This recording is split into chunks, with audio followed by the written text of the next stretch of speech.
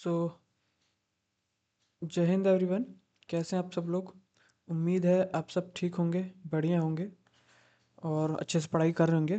तो जैसा कि हमने अपना साइंस का चैप्टर शुरू करा था, क्लास 10th की साइंस शुरू करी थी, जिसमें हमने प्रीवियस 3 चैप्टर जो हैं वो अच्छे से कर लिए कंप्लीट विथ पीवाईक्यूज़। मैंने पीवाईक्यूज़ की पीडीएफ भी आपकी प्रोवाइड कर दी है। अगला चैप्टर देखो, कार्बन एंड इट्स कंपाउंड है। इसमें मतलब पहले इतने नहीं पूछे जाते थे, पर पिछले 2-3 साल से अगर आप देखेंगे तो थोड़े ज़्यादा पूछे जा रहा है। और जनरली ज़्यादा कहाँ का पूछे जा रहा है, तो अगर मैं सीधे बताऊँ तो मेनली आपका, अभी मैं पीवाईक्यू भी आपको दिखाऊँ ताकि आपको भी समझ में आए। मेनली वो यहाँ से ज़्यादा पूछ रहा है, ये एडिशन रिएक्शन से यहाँ से लेकर लास्ट के 2-3 पेज, ये इथेनॉल इस्टरिफिकेशन, ठीक है, और ये सब हुआ। और ये मिसली सोप का, ये सोप एंड डिटर्जेंट से पूछ रहा है। अगर जैसे मैं आपको पीवाईक्यू दिखाऊं, 2000 कौन सा है ये 2025 का पीवाईक्यू मैं आपको दिखा देता हूँ। सॉरी, हाँ, 2025 का सीएपीएफ का, ठीक है।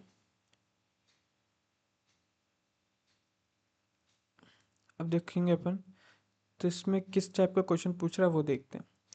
देखो क्या बोलता है, सीधे सीधे बोलता है कि which of the following statement related to, अभी अपने को सॉल्व नहीं करना है, सिर्फ देखना है किस टाइप का क्वेश्चन पूछ रहा है related to carbon and its compound. तो उसने क्या बोला कि उसने एक प्रोपाइन वर्ड दे दिया, और उसमें बस उसने ये पूछा कि कितने बॉन्ड्स हैं इसमें, ठीक है, 2 बॉन्ड है, 3 बॉन्ड है, कितने बॉन्ड है। दूसरी बात उसने ये पूछी कि बॉइलिंग पॉइंट, मतलब एक एसिड का है तो उसका बॉइलिंग पॉइंट हायर है मीथेन से, ये सब की नहीं, वो सब अपन लोग पढ़ेंगे।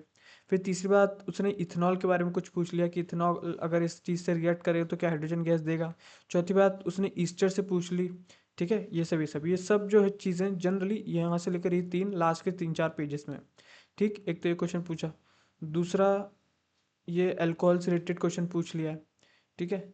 तीसरा, देखिए तीसरा यहाँ पे ये कुछ जो इसके हैं, ये सब जैसे ethanol burns in oxygen to give carbon dioxide water and release heat and light, ये सब पूछ लिया। Unsaturated hydrocarbons burn with a sooty flame, ये सब पूछ लिया। ये सब आपके एनसीईआरटी में लिखा हुआ है, ठीक। मैं आपको सब दिखा रहा हूँ कि क्वेश्चन कैसे पूछे जा रहे हैं, कौन कैसा पूछ रहा है, ठीक है।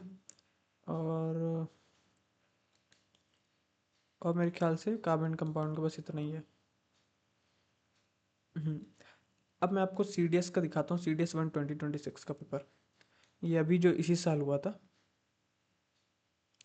इसमें पहले हम पढ़ रहे हैं तो कम से कम ये जानना जरूरी है कि कहाँ कहाँ से कैसे कैसे सवाल पूछ रहा है वो, ठीक है। Image image transverse wave resistivity, ये देखिए यहाँ से अभी क्या पूछता है। Concentrated H2SO4 is use in dehydrating agent in esterification, esterification भी हमारे कार्बन कंपाउंड के लास्ट पेज में दिया हुआ है, ठीक है। फिर hydrophilic part of soap and detergent वाला भी मैंने अभी भी आपको दिखाया था, और ये सब उसी में आते हैं, ठीक। पहली चीज़ तो ये हो गई, 20, एक पहला क्वेश्चन ये। दूसरा क्वेश्चन कैसे बोल रहा है कि क्या एलिमेंट्स नॉर्मल, एक नॉर्मल दे दिया है तो नॉर्मल है ये। उसके बाद कंपाउंड हैज ए कंपोजिशन, ठीक है, डाइल्यूट होमोजेनियस मिक्सचर, ठीक है, ये भी नॉर्मल है। ये देख लीजिए, ये थोड़ा थोड़ा आप कार्बन कंपाउंड थोड़ा बहुत जानते होंगे, तो मतलब बगैर कार्बन कंपाउंड पढ़े भी आप इसको कर सकते हैं अगर आपने 9th क्लास की बुक पढ़ी होगी तो, ठीक है। ये तो हमारा वो है, कहाँ से, एसिड बेसिस से, ये तो बहुत इजी हम कर लेंगे आराम से। अगर आपने पढ़ा हो तो आप कर लेंगे आराम से, उसमें कोई दिक्कत नहीं। ये सॉल्ट से, सॉल्ट के बस लोकल नेम आपको याद करने थे, वो भी करेंगे। ये भी एसिड बेसिस से, ठीक है। अब ये देखिए क्या बोल रहा है, temporary hardness in water, presence of bicarbonate calcium, permanent hardness in water, permanent hardness in water, ये सब आपका कार्बन कंपाउंड के लास्ट पेज पे दिया है। मैं सिर्फ आपको क्वेश्चन दिखा रहा हूँ, क्वेश्चन किस किस टाइप से पूछ रहा है। फिर पूछा रिगार्डिंग मिसली, ये भी soap molecule, sodium potassium, मिसली precipitate, ये सब आपके कहाँ से, कार्बन कंपाउंड से। तो अगर इस बार देखें तो कार्बन कंपाउंड से कितने आ रहा है, एक क्वेश्चन, दो क्वेश्चन, ठीक है। सिर्फ सीडीएस 2026 की बात कर रहा हूँ, दो क्वेश्चन, 3 क्वेश्चन, मेनली मेनली आपके 3 क्वेश्चन कार्बन कंपाउंड से उठ के आ रहे हैं। वो भी ऐसा नहीं कि एनसीईआरटी में ना मिले, एनसीईआरटी में वर्ड टू वर्ड आपको सब मिल जाएगा। अभी करने के बाद जब हम एनसीईआरटी पूरी पढ़ लेंगे तब मैं आपको फिर से दिखाऊंगा, ठीक है। तो मेनली हमारा ये फोकस है कि आपको देखना है कि कहाँ कहाँ से, इस चैप्टर से पढ़ने से पहले कहाँ कहाँ से क्वेश्चन बन रहे हैं। बीच बीच में से ही जैसे कुछ लोकल, जैसे लोकल बोल रहा हूँ, जनरल नॉलेज होनी चाहिए कि बॉन्ड किस टाइप का होता है, कौन बनाता है, किस बॉन्ड को क्या नाम दिया जाता है उसको, तो वो हम अच्छे से पढ़ेंगे। ठीक है, अच्छा ये इंट्रो है तो आप इसको पढ़ सकते हैं। ठीक है, तो मेन अपन चैप्टर अपना शुरू करते हैं यहाँ से। तो क्या बोलता है, bonding in carbon the covalent bond. In the previous chapter we have studied the properties of ionic compound. सही बात है, हमने आयोनिक कंपाउंड की प्रॉपर्टीज पढ़ी थी, अगर आपको याद होगा कि NaCl कैसे बनता है। हमने मेटल नॉन मेटल को रिएक्ट करके देखा था, ये मेटल ये नॉन मेटल, इसको रिएक्ट करके दिखवाया था, और हमने बोला था कि जो पॉजिटिव नेगेटिव होगा वो आयोनिक कंपाउंड बनाता है। अब वो बोलता है आयोनिक कंपाउंड जो होते हैं उनकी हाई मेल्टिंग पॉइंट होती है और बॉइलिंग पॉइंट होती है, ये भी हमने पढ़ा था। वो बोलता है कि इलेक्ट्रिसिटी कंडक्ट करते हैं, पर कब, जब वो सोल्यूशन में है या फिर मोल्टन स्टेट में। सॉलिड में आयनिक कंपाउंड इलेक्ट्रिसिटी कंडक्ट नहीं करते, ये साफ साफ एनसीईआरटी ने लिखा था जब हमने पिछला चैप्टर पढ़ा था। ठीक है, आगे क्या बोलता है, we also show how the nature of bonding in ionic compound explain these properties. ठीक है, let us now study properties of some carbon compound. ठीक है, सब कुछ प्रॉपर्टीज है तो अपन बस फटाफट पढ़ लें। गेन और लूज फॉर इलेक्ट्रॉन। ठीक है, देखो एक जनरली मैं एक बता रहा हूँ, ये आपने नाइन्थ क्लास में, देखो इसने भी बोला है कि नाइन्थ क्लास में आपने पढ़ा होगा कि वैलेंस क्या होती है। ठीक है, इलेक्ट्रॉन्स क्या होते हैं। जैसे कि फॉर एग्जांपल सिर्फ कार्बन के एग्जांपल दे रहा हूँ। कार्बन का जो एटॉमिक नंबर है, कार्बन का एटॉमिक नंबर क्या होता है,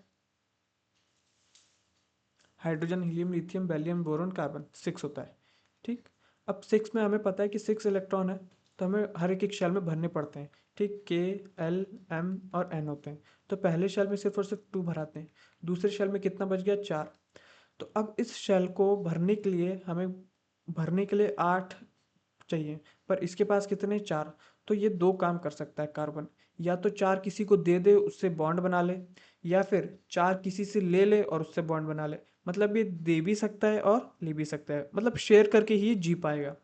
ठीक है, तो ये क्या बोलता है, the atomic number of carbon is 6, what with distribution of electrons in various shell of carbon, तो हमने देख लिया 2,4। क्या बोलता है, we know the reactivity of element is explain their tendency completely filled outer shell. अब कोई भी जो एटम होता है ना, वो हमेशा चाहता है कि उसका जो आखिरी शेल है वो भरा हुआ हो। और जब कोई भी चीज़ भरी हुई मतलब जब वो उसके आगे नहीं भर पाएगी, जैसे सपोज के लिए, एग्जांपल के लिए, अगर नाइट्रोजन की बात कर लें, नाइट्रोजन नियॉन की, नियॉन को जो एटॉमिक नंबर होता है वो 10 होता है। ठीक है, 10 को अब आप फिल करेंगे तो क्या होगा, 2,8। अब इसमें यहाँ का एटॉमिक 10 ही था, 10 इलेक्ट्रॉन खत्म हो गए। अब इस एटम को ना किसी से लेने की कोई इलेक्ट्रॉन ज़रूरत है, ना किसी को देने की। क्यों, क्योंकि भाई इसका जितना था वो फुल हो गया। अब जिसके पास ना कुछ चीज़ें ज़्यादा है ना कुछ चीज़ें कम है, तो इसी को बोलते हैं, इसी सिचुएशन को बोलते हैं नोबल गैस अटेंड कर लेना। ठीक है, तो हर एटम चाहता है कि भैया वो भी नोबल गैस अटेंड करे। ठीक, इसी चक्कर में वो किसी से शेयर करता है। अब अगर किसी को देगा तो हम बोलेंगे कि उसने लूज कर दिया इलेक्ट्रॉन, और किसी से लेगा तो हम बोलेंगे उसने गेन कर लिया इलेक्ट्रॉन। ठीक है, यही बात होती है। अब इसमें क्या बोलता है कि कार्बन एटम क्या कर सकता है, इट कुड गेन 4 इलेक्ट्रॉन। अब वो 4 इलेक्ट्रॉन किसी से ले सकता है, but it would be difficult for the nucleus with 6 protons to hold on 10 electron, that is four extra electrons. मतलब उसने ये बोला कि भैया वो 4 इलेक्ट्रॉन गेन कर लेगा। क्यों गेन करे, क्योंकि ये मुश्किल है भाई कि किसी के लिए भी 6 इलेक्ट्रॉन पूरा होल्ड करके रखना। ठीक है, समझ गए। अब इसी तरह ये क्या कर सकता है, ये चाहे तो 4 इलेक्ट्रॉन लूज कर सकता है और किसी के साथ शेयर कर सकता है। ठीक, ये थी मतलब एक छोटी सी कार्बन की बात। क्या थी कार्बन की बात थी, सबसे पहले कार्बन का एटॉमिक नंबर 6 होता है, उसका इलेक्ट्रॉनिक कॉन्फ़िगरेशन कैसे भराता है, 2,4। अब 4 जो है इस एल वाले शेल में हमेशा हमको 8 भरना पड़ता है। 8 भरने के लिए कार्बन को भैया 4 और चाहिए, या फिर एक काम कर सकते हैं, ये 4 दे दे तो इसके पास ये पूरा भरा भरा रखा हुआ है, तो ये नोबल गैस में आ जाएगा। इन शॉर्ट कार्बन को नोबल गैस अटेंड करना है। ठीक है, तो अगर उसने 4 दे दिया मान लो, तो उसके पास कितना बच गया, 2 ही बच गया, पर वो पूरा का पूरा भरा हुआ है ना, उसको अब लेने देने की जरूरत नहीं पड़ेगी। या फिर वो क्या कर दे, 4 किसी से ले ले, मतलब वो कुछ भी करेगा तो उसको किसी के साथ शेयर करना ही पड़ेगा, बॉन्ड करना ही पड़ेगा, एक दूसरे के साथ बैठ के खाना ही पड़ेगा। ठीक है, ताकि अपना नोबल गैस अटेंड कर ले। ठीक, तो मैं क्या बोल दूं कि कार्बन की जो वैलेंसी कितनी होती है, जो लास्ट इलेक्ट्रॉन में होता है, किसी से लेगा, अगर किसी से लेगा तो भी उतनी वैलेंसी बोलते हैं, किसी को देगा तो भी वो वैलेंसी। ठीक है, तो अगर वो किसी से ले चाहे ना ले, हमेशा उसकी क्या ही रहेगी, 4, क्योंकि देगा भी 4 और किसी को अगर लेगा तो भी 4, तो कार्बन की हमेशा वैलेंसी क्या होगी, 4 वैलेंसी होगी। ठीक है, अगर वो किसी को देगा, मतलब उसने दान किया है, तो उसकी उस वक्त हम कार्बन क्या की वैलेंसी क्या लिख देंगे, 4+। पर अगर किसी से उसने ले लिया, मतलब उधार लिया, तो हम उसकी उस टाइम पे वैलेंसी क्या लिखेंगे, 4-। ठीक है, बात समझ में आ गई। अब हम आगे देखते हैं क्या बोलता है। Carbon overcome this problem by sharing its valence electron with other atoms of carbon और with atoms of other element. अब यही भाई उसको नोबेल गैस अटेंड करना था, तो उसने क्या करा, उसने शेयर करना शुरू कर दिया। किससे? या तो अपने ही किसी साथी से, मतलब दूसरे कार्बन से, या फिर किसी और अदर एलिमेंट से। Not just carbon but many other elements from molecule by sharing electron in this manner. अब भाई वो बोल रहा है कि भैया कार्बन ही सिर्फ ऐसा नहीं करता है कि कार्बन ही सबसे उधार लेता है या किसी को देता है, सारे एलिमेंट्स जिनको नोबेल गैस अटेंड करना है वो सारे ऐसे ही करते हैं। सही बात है, ये भी पता है, सब सब बेसिक बात बता रहा है वो। The shared electrons belong to the outermost shell of both the atom. अब वो बोल रहा है कि जो जो इलेक्ट्रॉन्स वो देता है वो कहाँ से देता है, बिल्कुल आउटर मोस्ट शेल से। और इसका आउटर मोस्ट शेल कौन सा है, 4 वाला, एल वाला। ठीक है, कोई दिक्कत नहीं होगी। Let us look some simple, देखो मैं थोड़ा थोड़ा छोड़ रहा हूँ क्योंकि वो वही बोल रहा है कि क्यों शेयर कर रहा है वो, ताकि अपना नोबल गैस कॉन्फ़िगरेशन अटेंड कर सके। ठीक है, इसलिए बस मेन मेन जो लाइन जो आपको समझानी बस वही पढ़ रहा हूँ। Let us look at some simple molecule formed by the sharing of valence electron. ठीक है, the simplest molecules formed in this manner is that of hydrogen. As we have learned earlier, the atomic number of hydrogen is 1, hence the hydrogen has 1 electron in its k shell and it requires 1 more electron to fill the k shell. So, 2 hydrogen atoms are electron form molecule H2. This allows each hydrogen atom to attain. अब उसने carbon को अभी थोड़ी देर के लिए skip करा और वो आपके सामने एक एग्जांपल रखता है हाइड्रोजन का। हाइड्रोजन का एटॉमिक नंबर सर 1 होता है। क्या ये स्टेबल है? नहीं, क्योंकि पहले शेल में अगर आपको इलेक्ट्रॉन्स भरने हैं तो पहले शेल में आपके कितने आते हैं, 2। पर इसके पास तो एक ही है, तो क्या करेगा, इसको एक लेना ही पड़ेगा किसी से, जीरो तो होगा नहीं भाई। तो एक किसी से ले लेता है, और जनरली हमेशा किससे लेगा, ये हाइड्रोजन से। तो मान लो एक हाइड्रोजन को एक चाहिए था और दूसरे हाइड्रोजन को भी, क्योंकि सारे हाइड्रोजन को चाहिए होगा, तो ये इससे बॉन्डिंग कर लेगा तो इसके पास आ गए 2। और ये हाइड्रोजन इससे बॉन्डिंग कर लेगा तो इसके पास आ गए 2। तो हम इसी को क्या लिख देते हैं, इसी को लिख देते हैं H2। ठीक है, वो यही बोल रहा है कि इससे क्या बन जाता है, H2 बन जाता है। This allows each hydrogen atom, अब इससे क्या हो कि इस हाइड्रोजन को भी 2 मिल गए, इस हाइड्रोजन को भी 2 मिल गए, attain the electronic configuration of nearest noble gas. ठीक है, उसी तरह उसने बोला helium which has 2 electron in के शेल। हीलियम मतलब जिसका एटॉमिक नंबर 2 है। तो अगर आप इस इलेक्ट्रॉन को भरोगे के शेल में तो 2 आ गया। अब क्या इसको लेनी और देने की ज़रूरत है? नहीं, क्योंकि इसके पास जितना था वो उतना फिट हो चुका है, उससे ज़्यादा ना लेना है ना देना है। तो ये इसने इसके पास पहले से क्या है, ये नोबल गैस में पहले से।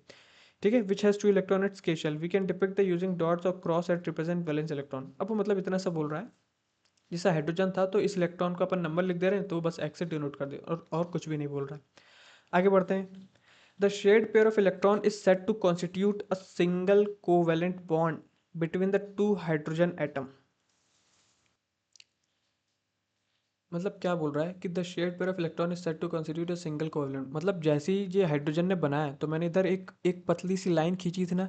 अब इस पतली सी लाइन का मतलब क्या होगा कि ये दोनों जो इलेक्ट्रॉन्स हैं ना आपस में जुड़ गए, बस इसी को हम बॉन्ड बोल देते हैं। और ये कितनी लाइन है, एक ही लाइन है, क्योंकि एक एक से जुड़ रहा है तो एक ही लाइन होगी। मतलब ये और ये इससे एक जुड़ रहा है तो हम इसको क्या बोल देते हैं, सिंगल कोवेलेंट बॉन्ड बोल देते हैं। कहाँ लिखा है, single covalent bond between the 2 hydrogen atom. अभी अभी अपन लोग देख लिया, फिर क्या बोलता है, अ single covalent bond is also represented by line between the 2 atoms. अभी अभी मैंने आपको लाइन बना के दिखा दी, बस वही बोल रहा है।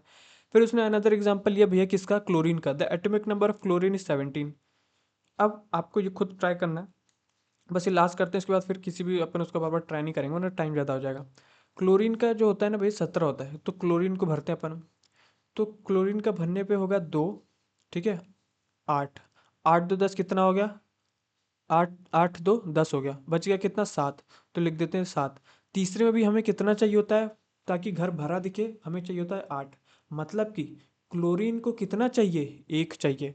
अब एक लेना आसान होगा कि 7 देना, तो जाहिर सी बात है एक उधार ले लेते हैं यार, देखा जाएगा, क्योंकि 7 एकदम अपना घाटा करना बहुत दिक्कत है। तो क्लोरीन हमेशा कभी अपने इलेक्ट्रॉन्स देता नहीं, हमेशा लेता है, इसलिए उस पर हमेशा क्या चार्ज लगता है, नेगेटिव का, उधारी का दबाव लगता है। और क्लोरीन जनरली किससे लेता है, ताकि भाई समाज में वो ना हो, इसलिए अपने ही किसी साथी से, अपने ही किसी रिश्तेदार से ले लेता है। तो इसलिए क्लोरीन, जो क्लोरीन है, दूसरा जो क्लोरीन है भैया उसको भी एक ही चाहिए होगा क्योंकि उसका भी सेम है। तो क्लोरीन की एक वैलेंसी बचती है और इस क्लोरीन की भी एक। तो ये दोनों क्या, ये दोनों एक शेयर कर लेते हैं, इस क्लोरीन ने भी शेयर कर लिया। तो अब दोनों के क्लोरीन के पास कितना, एक एक हो गया था, मतलब ये 7 है, मान इधर 7 बना लो, इधर भी 7 बना लो और इसमें से एक ले लो। ठीक है, बात समझ में आ गई। क्लोरीन का इसने कहीं बनाया, ठीक है, वैलेंस इलेक्ट्रॉन तो हमें एक ही चाहिए।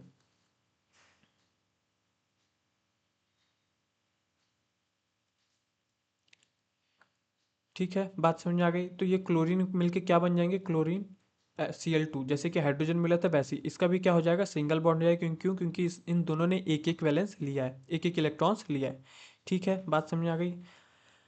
अब देखो इन्होंने फिर एक ऑक्सीजन का केस लिया है, इसको आप एक बार पढ़ लीजिएगा। अच्छा, ऑक्सीजन में क्या बोलता है, in case of oxygen we see the formation of double bond between two oxygen atom. क्यों, क्योंकि भाई ऑक्सीजन के लास्ट में कितना बच रहा है, ऑक्सीजन का कितना होता है, 8 होता है। तो इसको भर देंगे 2 और 6। अब 6 है, पर हमें लास्ट में क्या है, ये तो 8 इसका एटॉमिक नंबर होता है ऑक्सीजन का, पर हमें लास्ट में 8 चाहिए होता है। मतलब ऑक्सीजन को 2 वैलेंस इलेक्ट्रॉन इसके बच रहे हैं, तो उसको 2 किसी से लेना पड़ेगा।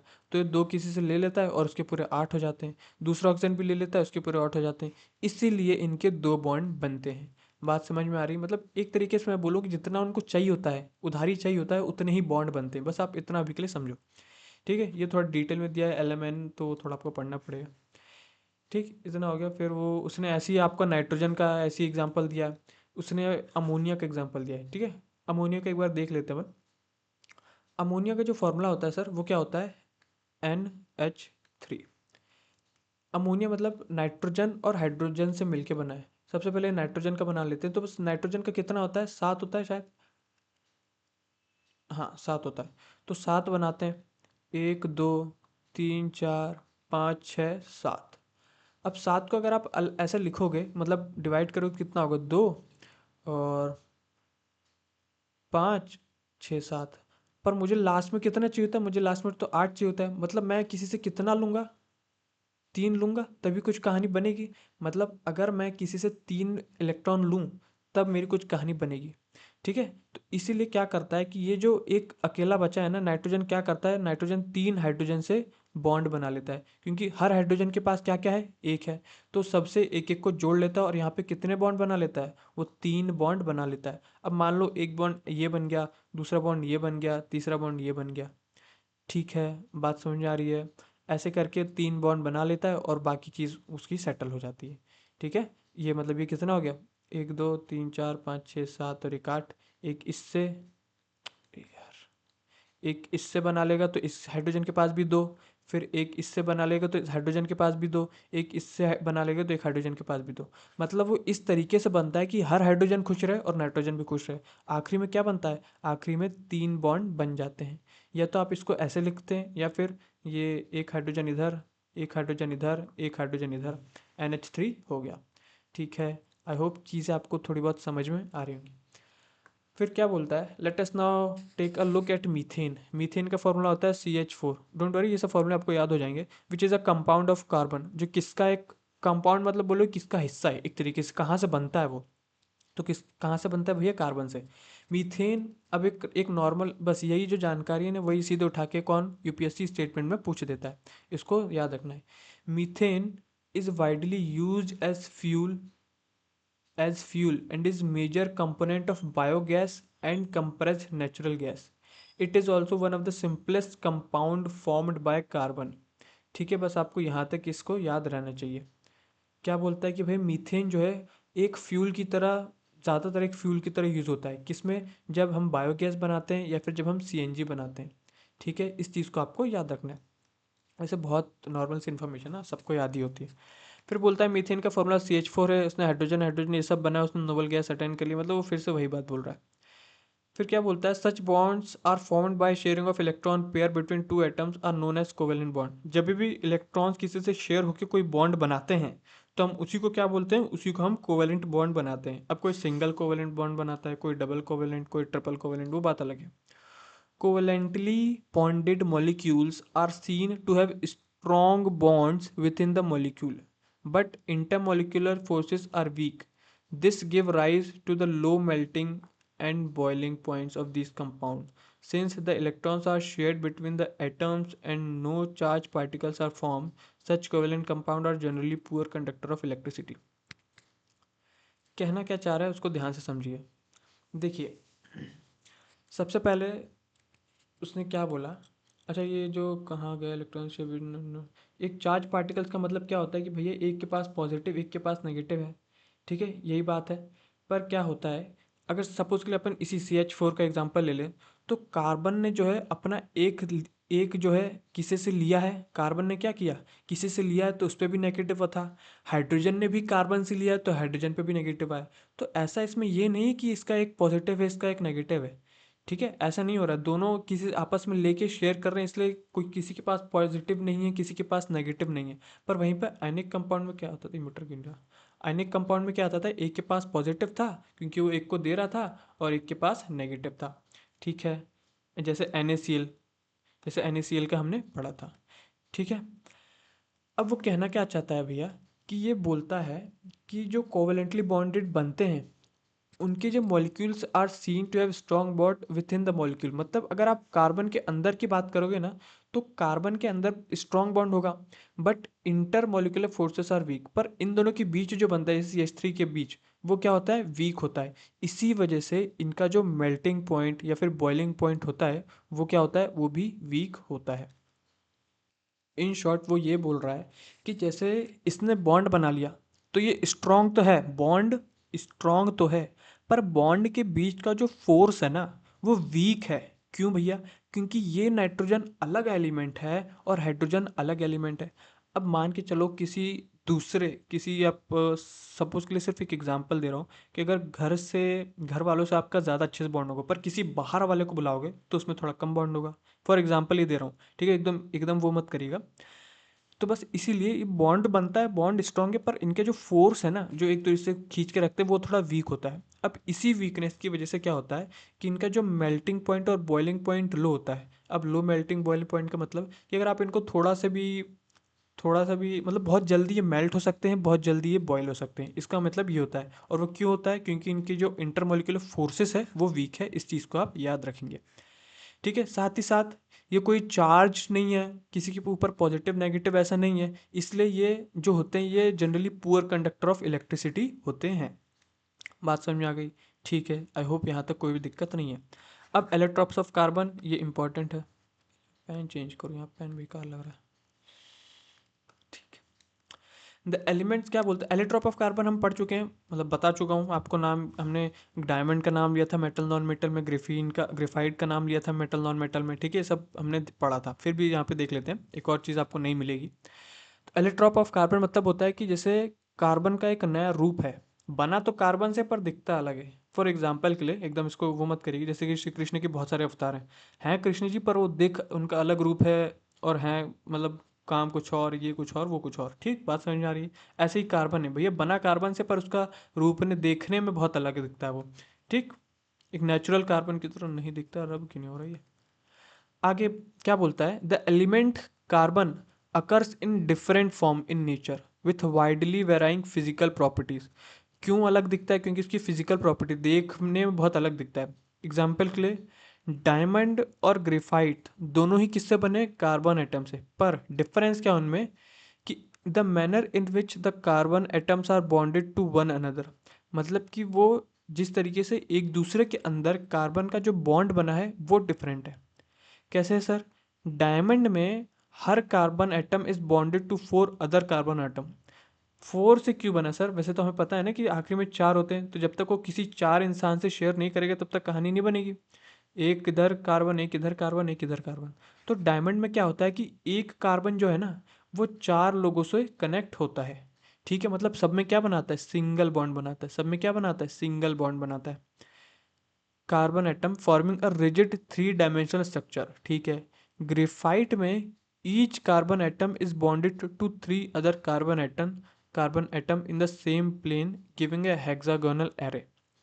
वो क्या बोलता है कि ग्रेफाइट में हर कार्बन किसी 3 कार्बन से बस मिलता है, ठीक है, हर कार्बन किसी सिर्फ और सिर्फ 3 कार्बन से जुड़ के मिलता है, इसीलिए इनका जो स्ट्रक्चर है वो कैसा है, हेक्सागोनल है। किसका, ग्रेफाइट का कैसा स्ट्रक्चर है, हेक्सागोनल है। ये डायमंड का कैसा स्ट्रक्चर है, रिजिड 3 डायमेंशनल स्ट्रक्चर है, रिजिड 3 डायमेंशनल स्ट्रक्चर है, इसको याद करना है आपको, ठीक है। फिर क्या बोलता है, one of these bonds is a double bond and thus the valency of carbon is satisfied. ठीक है। अब भैया हमें तो पता था कि कार्बन को भैया 4 इलेक्ट्रॉन तो शेयर करने पड़ेंगे, पर आप यहाँ पे बोल रहे हैं 3। तो 3 इन द सेंस वो ये बोल रहा है कि 3 बॉन्ड मतलब एक सिंगल बॉन्ड बनाएगा, वो एक सिंगल बॉन्ड बनाएगा।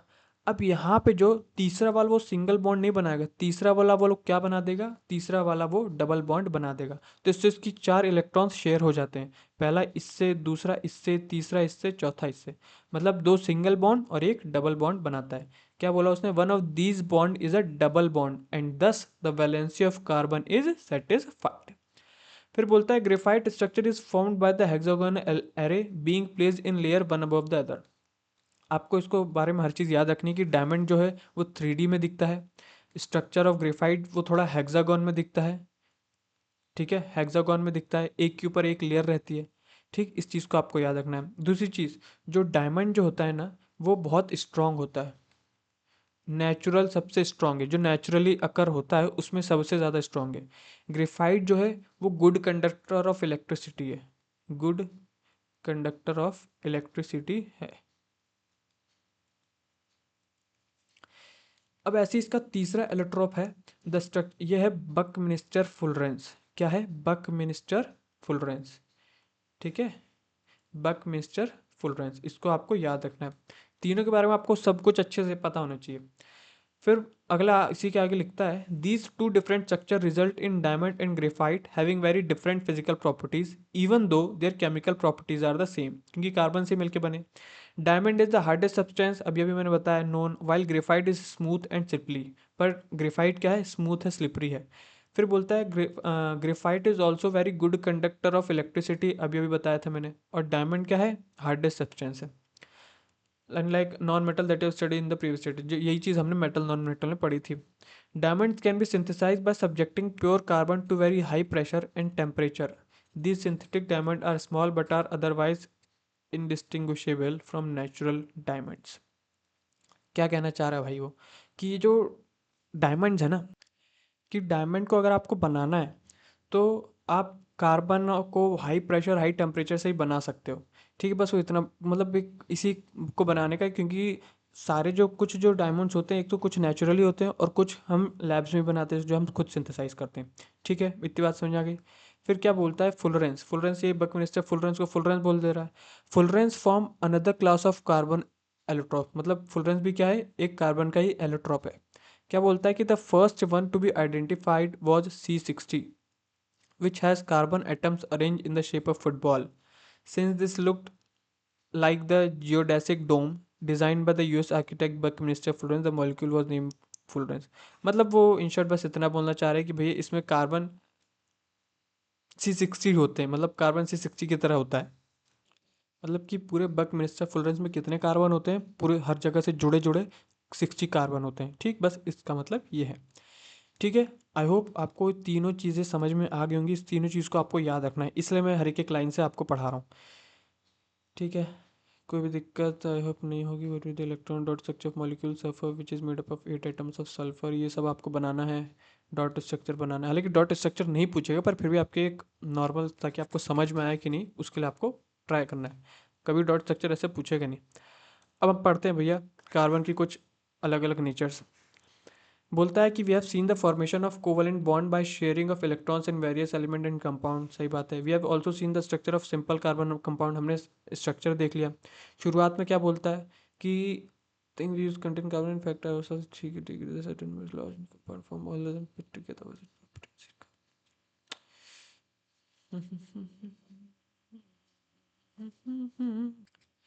ठीक ठीक, तो ये सब मतलब बस वो यही एक उसने यही बात मेन बोल रहा है कि भैया हमने देखा कि कार्बन का हमने सिंपल सबसे जो सिंपलर होता है वो मीथेन होता है, CH4।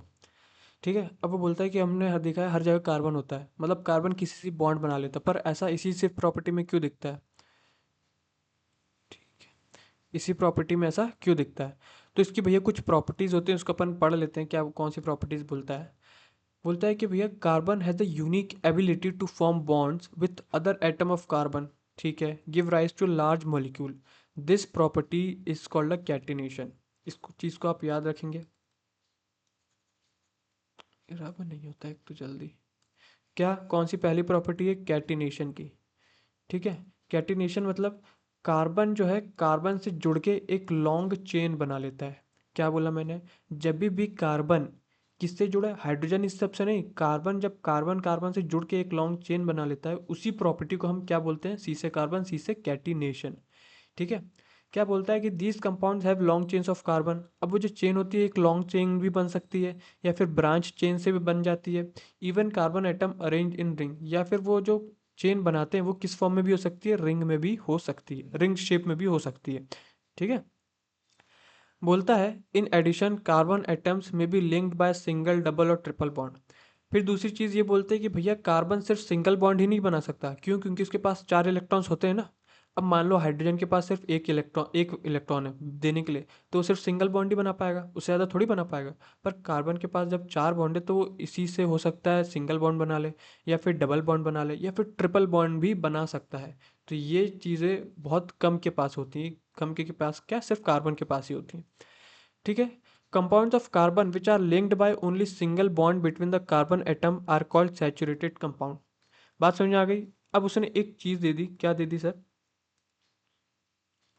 इसको पिंक कलर से बोलता है कि जो कंपाउंड कार्बन लिंक होते हैं बाय सिंगल बॉन्ड से, ठीक है, between the carbons, compounds of carbon जो कार्बन कार्बन जुड़े होते हैं, अगर वो सिर्फ और सिर्फ सिंगल बॉन्ड से जुड़े हैं तो हम उनको क्या बोलते हैं? Called saturated compounds. ठीक है।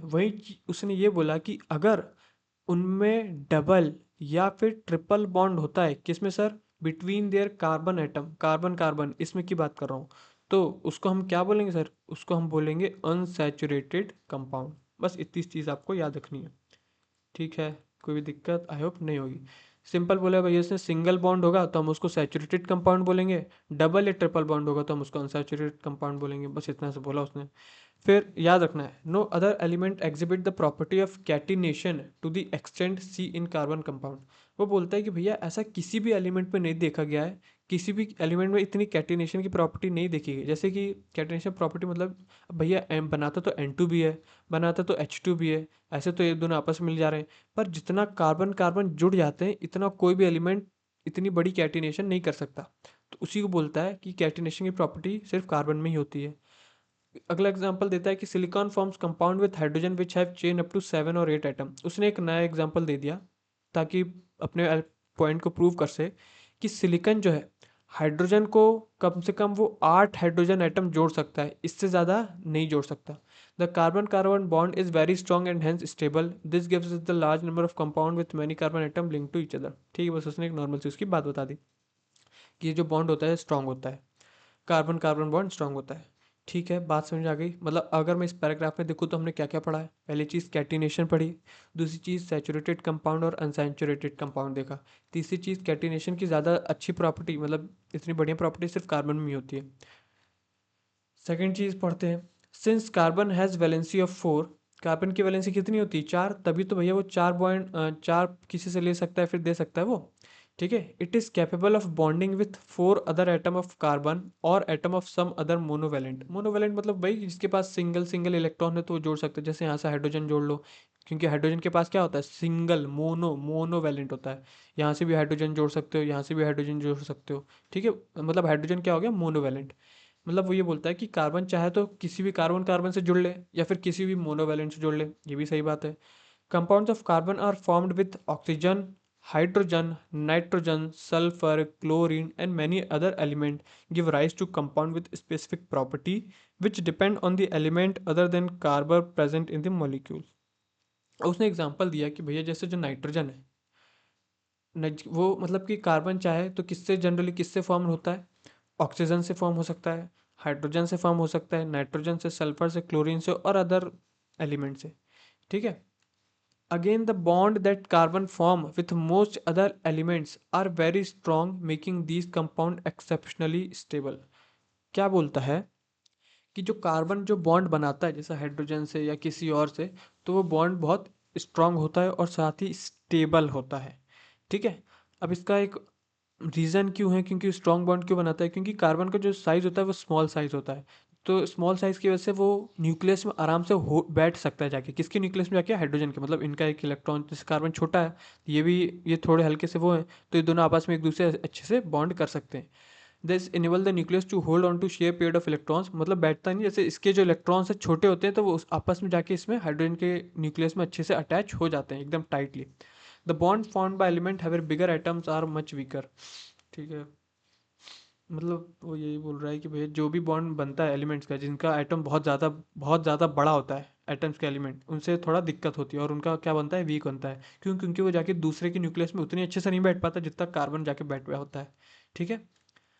Organic tetravalency catenation. अब एक चीज़ देखो, टेट्रावैलेंसी वही होती है जिसकी जो 4 वैलेंसी वाला होता है। ठीक है, उसी को हम टेट्रावैलेंसी बोलते हैं। और कैटिनेशन जो लॉन्ग चेन बनाता है। ठीक है, सब कोई ये कुछ खास उसकी नहीं है। ठीक है, टेट्रावैलेंसी हमने देख ली, वही जो हमने देखा कि 4 वैलेंसी होती है इसकी, वैलेंसी ऑफ 4, तो इसी को हम टेट्रावैलेंसी बोलते हैं। ठीक। अब नेक्स्ट, अब अपन अच्छे से पढ़ते हैं दूसरा, कि सैचुरेटेड और अनसैचुरेटेड कार्बन कंपाउंड क्या होता है। अभी अभी हमने देख के आए कि सैचुरेटेड और अनसैचुरेटेड कार्बन कंपाउंड क्या होता है। ठीक है, तो क्या बोलता है, we have already seen the structure of methane. Methane बोले तो CH4। ठीक। Another compound formed between carbon and hydrogen is ethane. अब उसने अलग नाम एक और दिया दूसरा, क्या नाम दिया, इथेन। मीथेन तो हमने देख लिया था, अब उसने अगला नाम दिया आपका ethane, with a formula of C2H6. In order to arrive the structure of simple carbon compound, the first step is to link the carbon atom together with a single bond and then use the hydrogen atom to satisfy the remaining valency of carbon. For example, the structure of ethane is arrived in the following step, this. मतलब in short हो यार, वो आपको एक यहाँ पे ना CH3 का एक C2H6 का एक बॉन्ड बनाना सिखाता है। बस एक सिंपल समझ लो, इतना पूरा नहीं बनाएंगे अपन। देखो, एक मैं यहाँ पे एक चीज़ बता देता हूँ आपको, वो भले ही आगे पढ़ेंगे तो पढ़ेंगे। अगर जो आखिरी में क्या लिखा हो, एन लिखा हो, क्या लिखा हो किसी के भी आखिरी में, एन, ANE, तो हमेशा याद रखिए कि इसका बॉन्ड क्या बनाएगा, वो सिंगल बॉन्ड बनाएगा। या फिर सिंगल बॉन्ड जहाँ दिखे वो हमेशा एन कहलाता है। क्या कहलाता है, एन। जहाँ पे इन होता है, इन आखिरी में, जैसे मीथेन में एन है मतलब सिंगल बॉन्ड बनाना है। ठीक है, जहाँ पे इन होता है,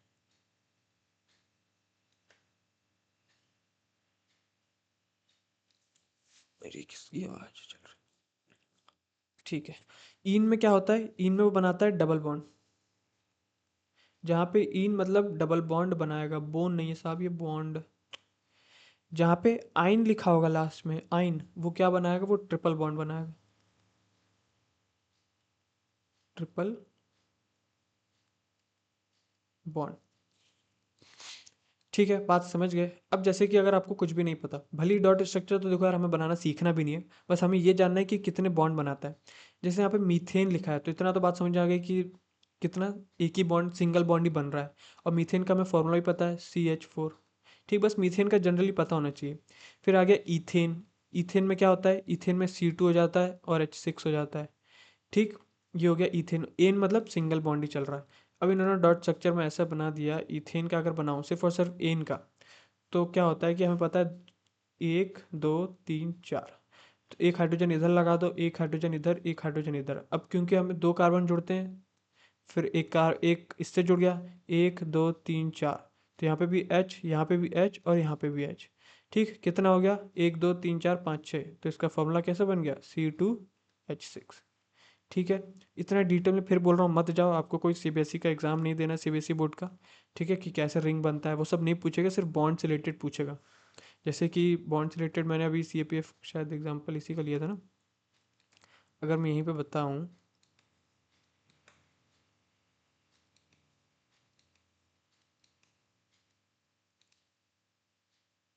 जैसे आइन, अब क्या बोल रहा है कि 1 प्रोपाइन हैज़ 3 डबल बॉन्ड।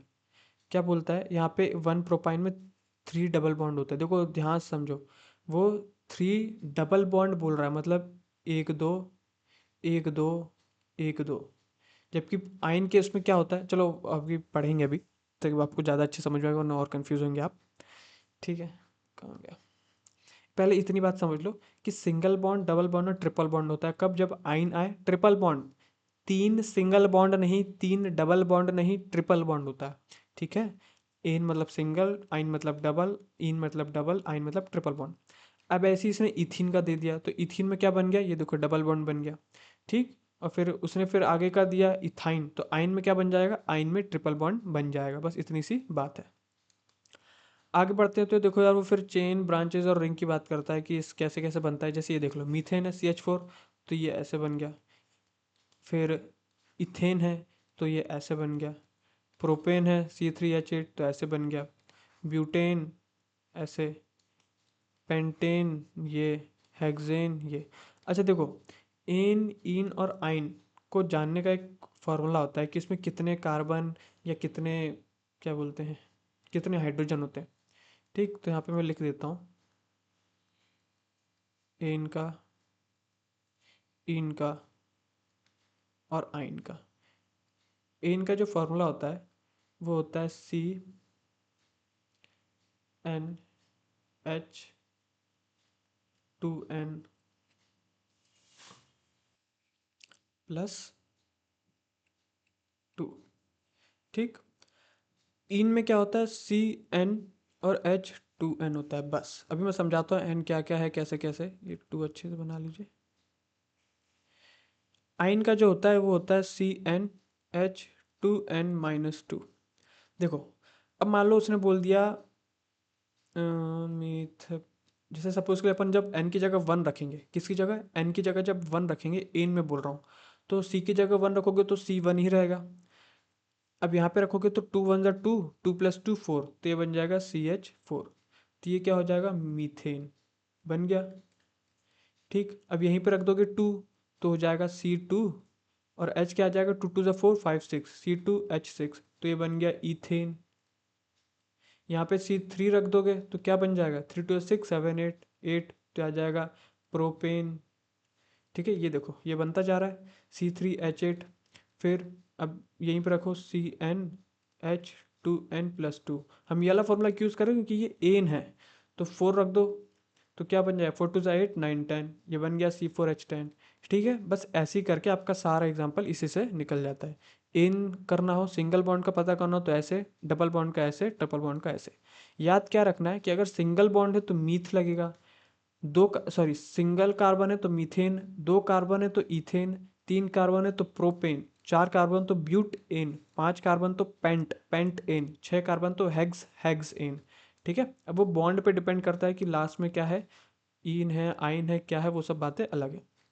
ये सब उन्होंने पूरा ब्रांच, सब स्ट्रक्चर सब अलग अलग बना के बताया, ठीक है। यहाँ तक आई होप कोई दिक्कत नहीं है। अच्छा, जो उसने बोला था प्रोपाइन का, प्रोपाइन हम बनाते हैं।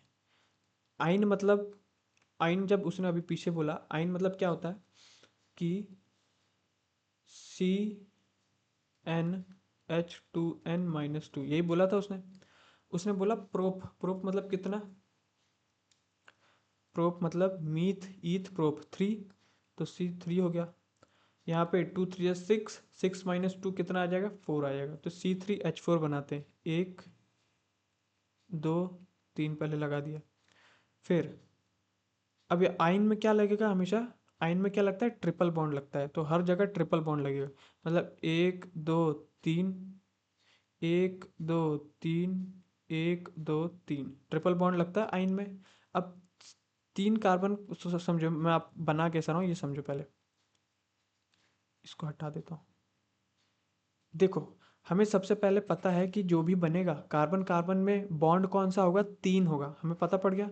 C3 है इस वजह से नहीं, आइन है इस वजह से, ठीक है। पहले तो हमें पता पड़ेगा कि भैया तीन कार्बन है तो एक कार्बन तो बीच में रहेगा, बाकी मैंने एक कार्बन ऊपर लिख दिया, एक कार्बन मैंने नीचे लिख दिया। अब कार्बन कार्बन के बीच क्या, कौन सा बॉन्ड बनेगा, आइन का, आइन मतलब तीन बॉन्ड का बनेगा, तो मैंने यहाँ पे बना दिया 1 2 3, 1 2 3। अब तीन, इस हर कार्बन के जो तीन इलेक्ट्रॉन तो इधर उधर आ गए, बच गया किसका, इसका एक बच गया, ठीक है। और 6 6 5 4 कहाँ गलती हो रही है, ये देखो यार, मैं दोनों में ट्रिपल बॉन्ड बना रहा हूँ। ऐसे तो फिर कार्बन के पास 6 हो जाएंगे, पर ऐसा नहीं होता है कि नहीं? मतलब दोनों के पास थोड़ी कम से कम एक ट्रिपल बॉन्ड होना चाहिए, मतलब ट्रिपल बॉन्ड होना चाहिए, सबके पास तो होगा नहीं, वरना तो कार्बन के पास कितनी आइटम हो जाएंगे। मतलब पहले तो हम समझ ले कि भैया प्रोप है, यहाँ पे प्रोपाइन है।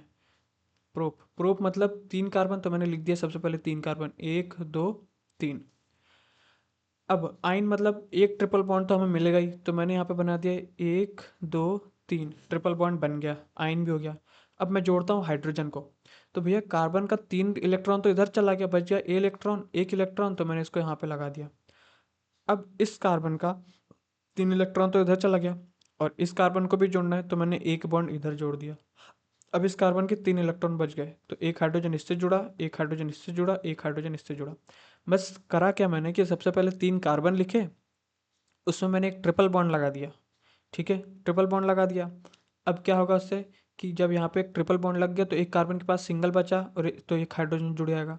अब इस कार्बन से हाइड्रोजन नहीं जोड़ सकते, वरना फिर कार्बन नहीं जुड़ पाएगा। इसलिए सी से सिर्फ कार्बन जोड़ा मैंने, तभी इनके पास 4 हो गए, और फिर इससे जो बचा उसको जोड़ दिया। तो प्रोपाइन ऐसे बनेगा। तो इसमें क्या है कि एक ट्रिपल बॉन्ड है, कितना है, एक ट्रिपल बॉन्ड है, और सिंगल बॉन्ड कितने हैं, 1 2 3 4 5। मतलब कि प्रोपाइन में 1 ट्रिपल बॉन्ड है और 5 सिंगल बॉन्ड है। ठीक है, पर इसमें क्या बोलता है कि 1 propyne has 3 double bonds. Triple bond की बात नहीं कर रहा, देखो उसने ऐसा लिखा ही है कि आप ऐसे कंफ्यूज हो जाओ। वो बोलता है कि प्रोपाइन के पास क्या 3 डबल बॉन्ड होंगे? भैया उसके पास एक भी नहीं होंगे। इसने क्या पूछा, select the answer using the code given बोलो, मतलब जो करेक्ट हो उसको बताओ। तो क्या 1 करेक्ट है क्या? नहीं, 1 करेक्ट नहीं, तो ए हट जाएगा, सी हट जाएगा, बच गया क्या, बी और डी। अब बी और डी में से 2 3 तो चेक ही मत करो, 4 चेक करो, क्योंकि आपको पता है 2 3 तो सही रहेगा। अब 4 के लिए आपको अपने को आगे बढ़ना पड़ेगा, तब अपन स्टेटमेंट को पता पड़ेंगे। ठीक है, तो ऐसे हो जाते हैं क्वेश्चन आपके सॉल्व आराम से। ये तो कोई सब इसे विशेष ने बनाए हैं, ये बनाए हैं, ये सब साइक्लोहेक्सेन सब कैसे बनता है, ये बेंजीन डबल बॉन्ड है, ये जहाँ जहाँ पे डबल बॉन्ड बन जा रहा है वहाँ पे बन गया। कार्बन के ऊपर यार कि कौन किससे जुड़ के कैसे कैसे बना सकता है। ठीक है, ये हो गया। Will you be my friend में अब इतना नहीं पढ़ेंगे, will you be my friend बस आप इतना याद रखो कि एक चीज़ होता है हेलो एल्केन। क्या होता है हेलो एल्केन? हेलो एल्किन में क्या होता है कि उनसे जो लास्ट में जुड़ता है, जैसे कोई भी बना, जैसे मान लो मैंने बोल दिया C2H6 बना, तो H6 ना होके वो H5 होके एक या तो क्लोरीन जोड़ लेगा, या फिर क्लोरीन की जगह वो ब्रोमीन जोड़ लेगा। इतना समझो कि अगर लास्ट में क्लोरीन या ब्रोमीन जुड़ा मिले तो हम उसे हेलो एल्केन बोलते हैं। अगर लास्ट में OH जुड़ा मिले तो हम उसे अल्कोहल का नाम देते हैं, पर नाम रखेंगे उसी का जिससे जितने कार्बन है। सपोज के लिए इथेनॉल की बहुत बात चलती है अभी, किसकी, इथेनॉल की बहुत बात चल रही है। हमें पता है इथेन क्या होता है, सबसे पहले इथेन को लिख लेते हैं, C2H6 होता है, पक्का। जैसे डाल के देखेंगे, अगर इथेन पहले सिंगल बॉन्ड के बना रहे हैं हम, तो CnH2n+2 होता है, तो 2 2 4 5 6 6 होता है। पर अब यहाँ पे ऑल आ गया, मतलब ये अल्कोहल का ऑल आ गया, तो यहाँ पे C2H5 जुड़ के एक OH जुड़ जाता है। ठीक है, ऐसे बनता है इथेनॉल। एल्डिहाइड बनने के लिए HOH लगाना पड़ेगा, CHO। कीटोन के लिए CO लगाना पड़ेगा, कार्बोक्सिलिक एसिड के लिए COOH लगाना पड़ेगा। ये सब आपको सीखना नहीं है, फिर बोल रहा हूँ टाइम वेस्ट मत करना। बस समझो इतना कि अगर लास्ट में OH है या अल्कोहल है तो OH होता है, एल्डिहाइड है तो लास्ट में CHO लगेगा, कीटोन है तो CO लगेगा, कार्बोक्सिलिक कोई एसिड है तो COOH लग जाता है। बस इस चीज़ को आपको याद रखना है। इससे ज़्यादा बनाने की प्रैक्टिस मत करना, फालतू टाइम वेस्ट होगा आपका। ठीक है, कोई भी दिक्कत आई होप यहाँ तक नहीं होगी। ठीक है ठीक है ठीक है, ये देखो इन्होंने भी दे दिया है, CnH2n का दिया है फॉर्मूला, जो अपन लोग कर चुके हैं। वही होमोलॉगस सीरीज में उन्होंने वही बताने की कोशिश करी है। ठीक है, ये नोमेनक्लेचर ऑफ कार्बन कंपाउंड है, इसको मैं एक बार आपको पढ़ा देता हूँ। जैसे कि समझो ये हेलो एल्केन था, अब छोड़ो इसको। ये कितने कार्बन है सर इधर, 1 2 3। याद करिए कि इस 3 कार्बन को हम क्या बोलते थे, मीथ ईथ प्रोप बोलते थे। क्या बोलते थे, प्रोप। अब क्या यहाँ पे कहीं भी डबल बॉन्ड दिख रहा है, नहीं दिख रहा, ट्रिपल बॉन्ड दिख रहा है, नहीं दिख रहा, सिर्फ और सिर्फ सिंगल बॉन्ड दिख रहा है, तो मैं इन बोल सकता हूँ। ठीक है, पर यहाँ पे क्या दिख गया, Cl। ठीक है, फिर बोल रहा हूँ नोमेनक्लेचर के लिए आपका नाम नहीं आएगा, बस इतना यही पूछ देगा कि इसमें कौन सा बॉन्ड है, इसमें कौन सा बॉन्ड है, या इसका जो फंक्शनल ग्रुप है, फंक्शनल ग्रुप मतलब जो अलग से जुड़ा है, जैसे क्लोरीन जो है अलग से जुड़ा है, ठीक है, ब्रोमीन जो है अलग से जुड़ा है, ओ एल मतलब ओ एच एल्कोहल अलग से जुड़ा है। बात समझ में आ रही है? बात इस चीज़ को पूछेगा, वो बनाने के लिए नहीं पूछेगा, तो इतना मत वो टेंशन लीजिएगा। तो इसका Cl है, हेलो एल्कीन पहले जुड़ता है इसलिए क्लोरो तो हो गया, फिर प्रोप क्योंकि 4 कार्बन है, और एन क्योंकि सिंगल बॉन्ड है। ऐसी Br है तो ब्रो पहले आ जाएगा, ब्रोमो, फिर प्रोप मतलब 3 कार्बन है इसलिए प्रोप, एन है क्योंकि सिंगल बॉन्ड सब में है। यहाँ पे प्रोप 3 कार्बन, एन है क्योंकि सिंगल बॉन्ड है, और ओ एल है क्योंकि अल्कोहल का जो ओ एल लगता है। इसी तरह यहाँ पे ये जो सुनो, ये जो डबल बॉन्ड है सर, ये फंक्शनल ग्रुप है, CHO एक फंक्शनल ग्रुप है, ठीक है। तो इसका मत मान के चलना कि ये डबल बॉन्ड है तो हम इसका इन लगा देंगे, नहीं, वो फंक्शनल ग्रुप के साथ जुड़ता है तो हम उसको नहीं जोड़ते हैं, क्योंकि अलग ही इनका पूरा घर आता है।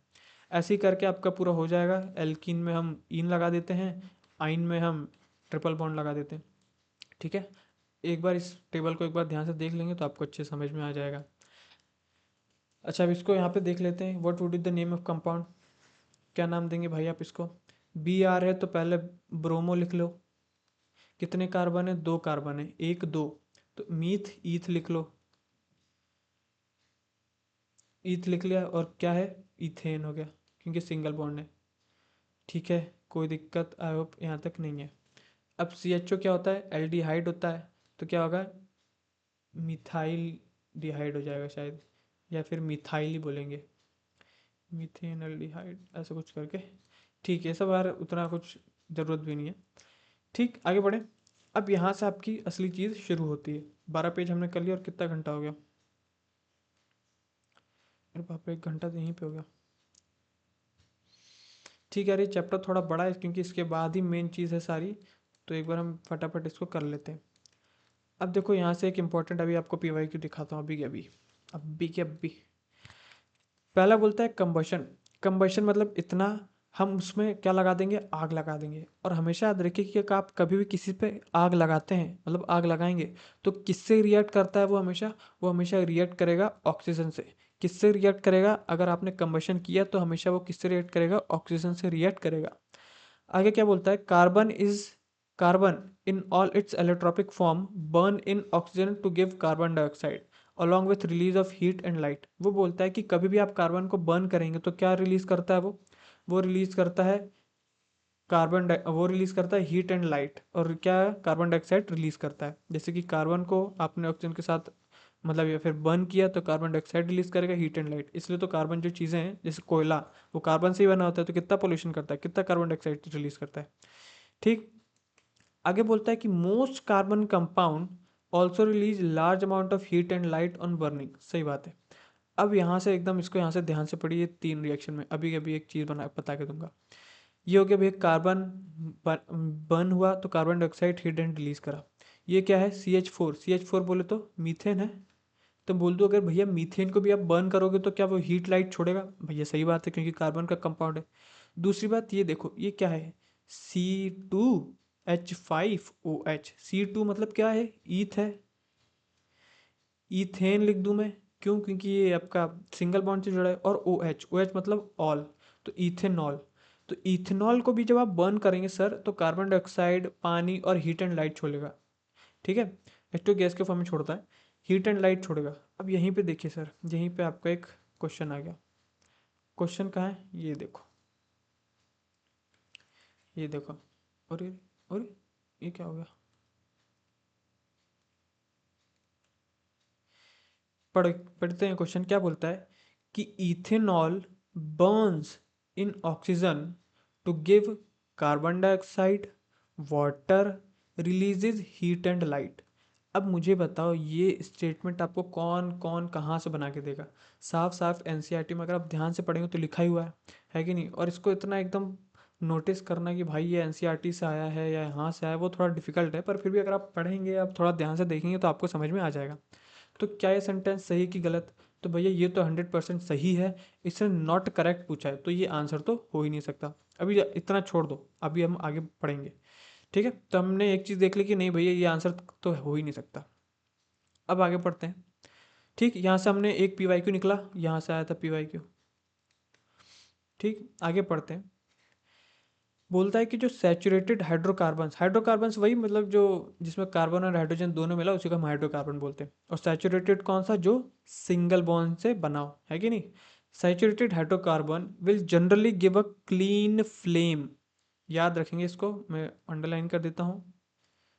Saturated hydrocarbon will generally give a clean flame, while unsaturated carbon compound will give a yellow flame with lots of black smoke. This result in a sooty deposit on the metal plate.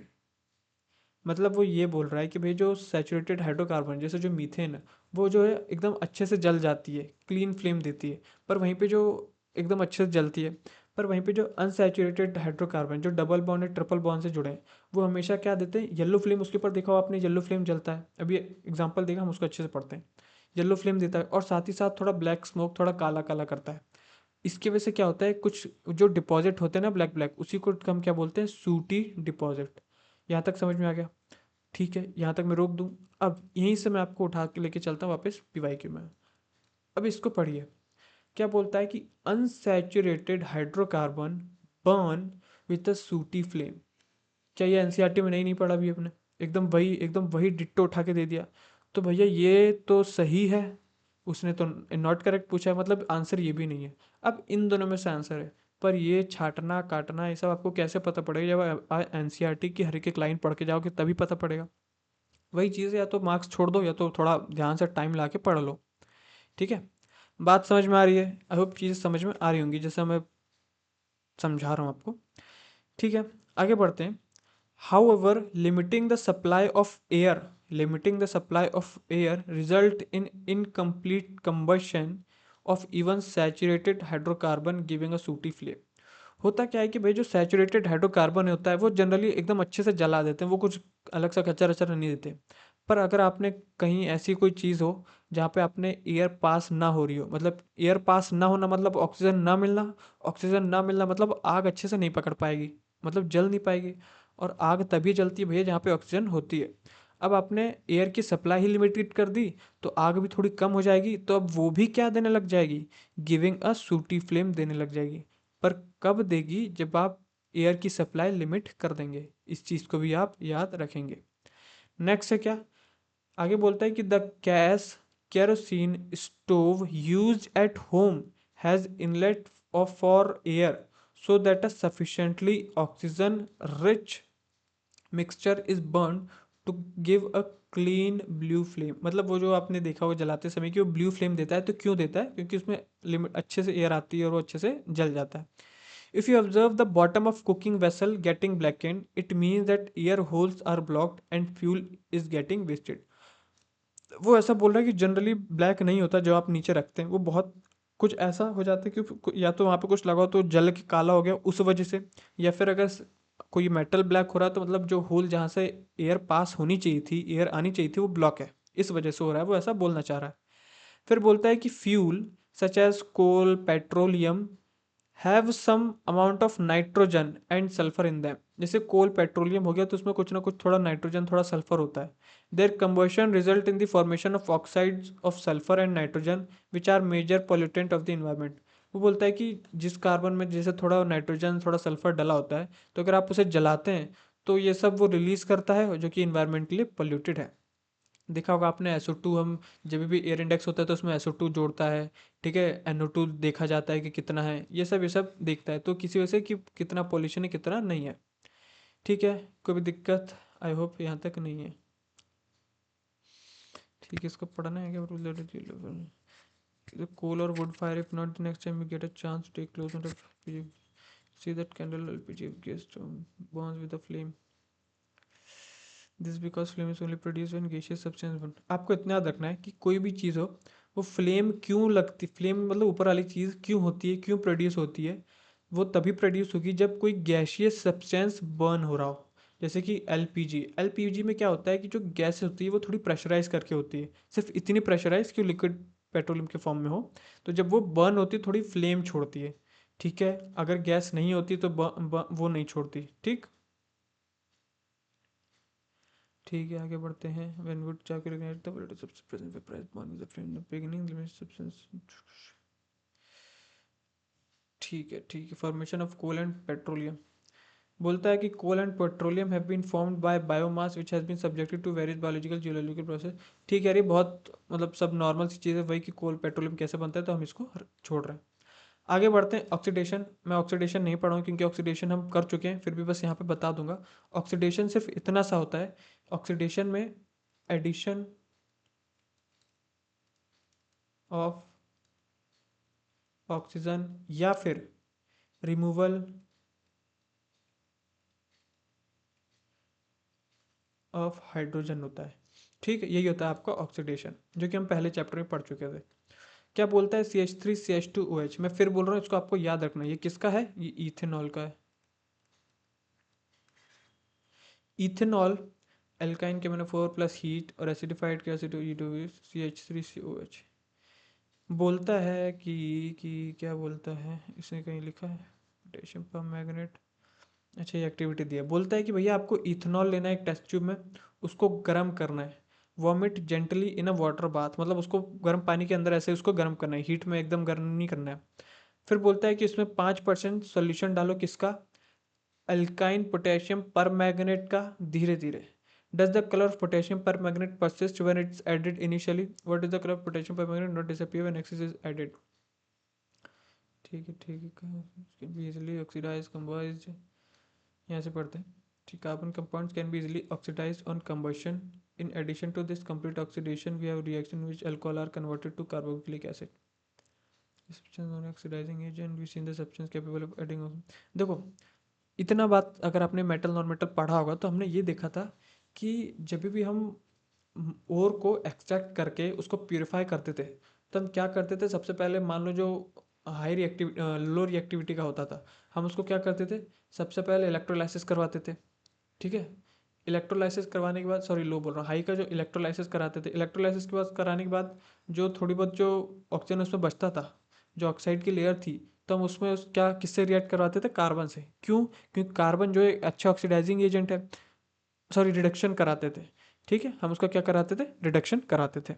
छोड़ो उसको, यहाँ से मत जोड़ो ना और confuse होंगे। मतलब बस वो इतना बोलना चाह रहे हैं कि भाई यहाँ पे ऑक्सीडेशन कराना है, तो उन्होंने क्या करा कि ये पहले अल्कोहल था। अब हमें पता है कि अल्कोहल में और कार्बोक्सिलिक एसिड में,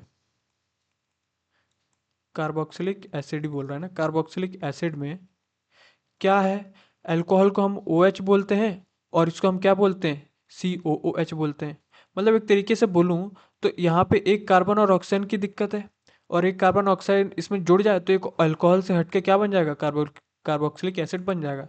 तो उन्होंने यही बोला कि भैया हम इथेनॉल में कोई ऐसी चीज़ डालते हैं जो कि कार्बन को और ऑक्सीजन को मिक्स कर ले और एक हाइड्रोजन को हटा ले। होगा क्या कि उन्होंने कि एल्कलाइन को या फिर एसिडिफाइड इसको डाला। नहीं याद रखना, मत याद रखो, मतलब ज़रूरत भी नहीं है याद करने की, सिर्फ जो चीज़ बता रहा हूँ उसको आपको समझना है। तो इस डालने से हुआ क्या कि एक कार्बन, जो हाइड्रोजन यहाँ पे कितने थे? यहाँ पे हाइड्रोजन जो है हीट, इन सबसे जो हीट हटी, और एक कार्बन और एक एक्स्ट्रा ऑक्सीजन इन्होंने इसमें डाल दिया। इन शॉर्ट, जब भी आप इथेनॉल में कोई ऐसा ऑक्सीडाइजिंग एजेंट डालोगे, किसमें सर? अल्कोहल में, या फिर हाँ अल्कोहल में कोई ऑक्सीडाइजिंग एजेंट डालोगे जो ऑक्सीजन ऐड कर दे, जो ऑक्सीजन ऐड कर दे, तो किस में कन्वर्ट हो जाता है? कार्बोक्सिलिक एसिड में। वैसे उस ऑक्सीडाइजिंग एजेंट का नाम क्या नाम दिया इन्होंने? तो बोला कि अल्कलाइन पोटेशियम पर मैग्नेट या फिर एसिडिफाइड पोटेशियम डाइक्रोमेट। याद हो सके तो रख लो, पर थोड़ा बहुत बस याद रखिए, पोटेशियम से रिलेटेड है, तो इतने में आपका काम बन जाएगा। ठीक है, इथेनॉल में आपने कोई ऑक्सीडाइजिंग एजेंट डाला तो वो क्या बन गया? कार्बोक्सिलिक एसिड बन गया। बस इतनी सी चीज़ थी। आगे बढ़ते हैं। अच्छा, ऑक्सीडाइजिंग एजेंट होता क्या, पता पड़ गया ना? जो ऑक्सीजन ऐड करे। ठीक है, जो ऑक्सीजन ऐड करे। ठीक है, एडिशन रिएक्शन पढ़ते हैं, होता क्या है इसका भी PYQ CDS में मैं दिखाई नहीं, पर जो जो मैंने इसमें कहाँ खोल के रखा है, ये इसमें देखिए, मैंने 2000, ये तो मैंने आपको 24-25 का दिखा दिया था, अब ये 2022-21 का मैंने सब कुछ दे के रखा है इसमें। ठीक है, इसमें देखो एडिशन रिएक्शन वाला कहीं मिले तो ढूंढना पड़ेगा यार ज़्यादा। चलिए पहले हम पढ़ लेते हैं, जैसे ये तो उसका है। ये देखो, ये सब्स्टिट्यूशन, एलिमिनेशन, एडिशन, ये हाइड्रोजन, वेजिटेबल ऑयल्स, ये सब देखना। अभी अपन पढ़ते हैं फिर इसको सॉल्व करेंगे। क्या बोलता है एडिशन रिएक्शन में, क्या बोलता है कि अनसैचुरेटेड हाइड्रोकार्बन, रिमेंबर अनसैचुरेटेड जो डबल बॉन्ड ट्रिपल बॉन्ड हो, unsaturated hydrocarbons add hydrogen in the presence of a catalyst such as palladium or nickel to give saturated hydrocarbon। क्या कहना चाहता है सर कि अगर आप अनसैचुरेटेड अनसैचुरेटेड हाइड्रोकार्बन को, अच्छा अनसैचुरेटेड हाइड्रोकार्बन का कोई एग्जांपल ले लो तो जिसमें ट्रिपल बॉन्ड लगता है या फिर डबल बॉन्ड, तो मैं ले लेता हूँ प्रोपाइन। ठीक है, 1 2 3 4, तो C2, छोड़ो मतलब ज़्यादा दिमाग नहीं, छोड़ो, मैं जो समझाना चाह रहा हूँ उसको समझते हैं। और कन्फ्यूज जाएंगे इसलिए नहीं ले रहा हूँ। अनसैचुरेटेड हाइड्रोकार्बन में अगर हम कैटलिस्ट की प्रेजेंस में, क्या बोला मैंने, कैटलिस्ट की प्रेजेंस में हाइड्रोजन हाइड्रोजन ऐड करें, किसकी प्रेजेंस में, कैटलिस्ट की प्रेजेंस में। वो कैटलिस्ट का मतलब, अच्छा कैटलिस्ट का मतलब आई होप पता होगा, कैटलिस्ट का मतलब वो होता है कि जो रिएक्शन को और तेजी कर दे, मतलब एक्सेलरेट कर दे, उसी को हम कैटलिस्ट बोलते हैं। तो मैंने क्या किया, सबसे पहले कोई अनसैचुरेटेड हाइड्रोकार्बन था, ठीक है, उसमें मैंने एक हाइड्रोजन और सोच रहा था, एक हाइड्रोजन और एक्स्ट्रा जोड़ दूं, और जो हाइड्रोजन जोड़ा ना, तो एक और चीज़ मैंने डाल दी, कोई कैटलिस्ट। क्या डाल दिया, कोई कैटलिस्ट। तो इससे वो क्या बन गया, जो पहले डबल बॉन्ड था, डबल बॉन्ड था, अब वो क्या बन गया, वो सिंगल बॉन्ड बन गया। सिंगल बॉन्ड बन के उसका क्या नाम हो गया, सैचुरेटेड। याद कैसे रखेंगे भैया, तो इतना समझिए कि जो डबल बॉन्ड था ना, तो हाइड्रोजन आ गया, तो एक हाइड्रोजन इसके पास चला गया, एक हाइड्रोजन इसके पास, तो इस सिंगल बॉन्ड में कन्वर्ट हो गए, ऐसे करके आपको याद रखना है। अनसैचुरेटेड हाइड्रोकार्बन में आपने जब हाइड्रोजन जोड़ा किसी कैटलिस्ट के साथ, तो वो बन गया सैचुरेटेड में, इसी को हम एडिशन रिएक्शन बोलते हैं, ऐड करा आपने। अच्छा, उस का नाम भी याद रखना है, नाम क्या है, पैलेडियम या फिर निकल, पैलेडियम या फिर निकल। क्या ये किसी इसमें है क्या, ये देखो, ये देखिए, ये देखिए, अब हमने अभी अभी पढ़ा क्या कि किसी, अरे कहाँ गया, किसी अनसैचुरेटेड हाइड्रोकार्बन में अगर आपने पैलेडियम और निकेल हाइड्रोजन के साथ जोड़ा, तब वो सैचुरेटेड कार्बन बनेगा। क्वेश्चन में अब देखो स्टेटमेंट में क्या दे दिया, ये फिर बोल रहा हूँ, ये CAPF 2025 का ही, पिछले साल का है, इस साल का भी होने वाला है, हो सकता है वापस रिपीट कर दे। देखो इसको थोड़ा रब कर देता हूँ। बोलता है कि पैलेडियम, पैलेडियम या फिर निकल बोल दे तो भी कोई दिक्कत नहीं, एक कैटलाइज है जो कि क्या करा उसने, एडिशन करा किसका, हाइड्रोजन गैस का, ऑन एन एल्कीन में। सही है, पैलेडियम, इनकी एल्कीन मतलब डबल बॉन्ड, और डबल बॉन्ड को हम क्या बोलते हैं, अनसैचुरेटेड। तो ये बात तो मुझे सही लग रही है कि जो भी पैलेडियम है हम उसको किस में ऐड करते हैं, एल्कीन में, एल्कीन बोले तो अनसैचुरेटेड में, और फिर वो हमें बाद में क्या बना के देता है, वो हमें सैचुरेटेड हाइड्रोकार्बन बना के देता है। तो मेरे हिसाब से ये सही है। इसने तो क्या पूछा है, जो सही नहीं है, तो मैं आंसर भी, यही तो सही है, तो मैं आंसर इसको टिक कर दूंगा। अब देखो 3 स्टेटमेंट है, तीनों अलग अलग पेजेस से, अभी तब तक नहीं बनेंगे जब तक भैया पूरा चैप्टर ना पढ़ो। बात समझ में आ रही है, एडिशन रिएक्शन होता क्या है। अब आगे पढ़ते हैं। Catalyst are substance that cause a reaction to occur or process at a different rate without the reaction itself being affected. Catalyst मतलब वो चीज़ है कि जो रिएक्शन को बहुत तेजी से करे, बगैर कुछ अलग से, बगैर कुछ बदले, इतनी सी बात है। This reaction is commonly use in hydrogenation of vegetable oil using ए निकल कैटलिस्ट। याद रखेंगे, पैलेडियम का हमने उसमें याद करा, और निकल का हम किससे रिलेटेड याद रखेंगे, हाइड्रोजन ऑयल से। निकल का किससे रिलेटेड याद रखेंगे, वेजिटेबल ऑयल से, सॉरी हाइड्रोजन ऑयल बोल रहा हूँ। Vegetable oil generally have long unsaturated carbon chain while animal fats have saturated carbon chain. इस चीज़ को भी आप याद रख सकते हैं कि वेजिटेबल ऑयल जो होता है unsaturated, double bond triple bond वाला, और एनिमल फैट जो होता है वो सैचुरेटेड वाला होता है। ठीक है, कोई दिक्कत। और निकल को हम किस में यूज़ करते हैं, वेजिटेबल ऑयल को हाइड्रोजनेशन में यूज़ करने के लिए। अब मैं जो बता रहा था क्वेश्चन, इसको ध्यान से देखिए। देखिए जो जो हम पढ़ रहे हैं मैं उसका प्रूफ दे रहा हूँ कि वो सब PYQ में आया है, ऐसे ही अपन फ्री फोकट में टाइम वेस्ट नहीं कर रहे हैं। बोलता है कि hydrogenation of vegetable oil using nickel catalyst is an example of, किसका एग्जाम्पल है, तो अभी अभी हम पढ़ के आए हैं, एडिशन रिएक्शन का एग्जाम्पल है। ये किस में पूछा है, ये 2021, देखो ऊपर देखता हूँ, हाँ शायद 21 या 22 में ही पूछा है, 21 या फिर 22 में, किसमें शायद 2000, ठीक है, 21 या 22 मतलब 3-4 साल पहले ही पूछा गया है, तो इम्पॉर्टेंट है ये। ठीक है, ऐसे होते हैं आपके PYQ सॉल्व। आगे बढ़ते हैं। You must have seen advertisement stating that some vegetable oils are healthy. हमने पढ़ा है कि भाई कुछ अलग अलग अपना अपना ऑयल सब बोलते हैं कि ये अच्छा है। बोलता है कि animal fats generally contain saturated fatty acid, अभी अभी देखा saturated fatty acid which are said to be harmful for health. Oil containing unsaturated fatty acid should be chosen for cooking. तो हमारे लिए कौन सा अच्छा है, अनसैचुरेटेड फैटी एसिड कि सैचुरेटेड? तो अनसैचुरेटेड फैटी एसिड हमारे लिए ज़्यादा अच्छा है। ठीक है, बात समझ में आ गई? ठीक है ठीक है ठीक है। तो हमने एडिशन रिएक्शन की जो जो थी हमने सब देख लिया। आगे बढ़ते हैं सर। देखो लंबा जा रहा है वीडियो पर कोई बात नहीं है, ज़रूरी है इसलिए। कितने मिनट का हो गया, 1 घंटे 10 मिनट का, कोई बात नहीं। सब्स्टिट्यूशन रिएक्शन फटाफट कंप्लीट करते हैं।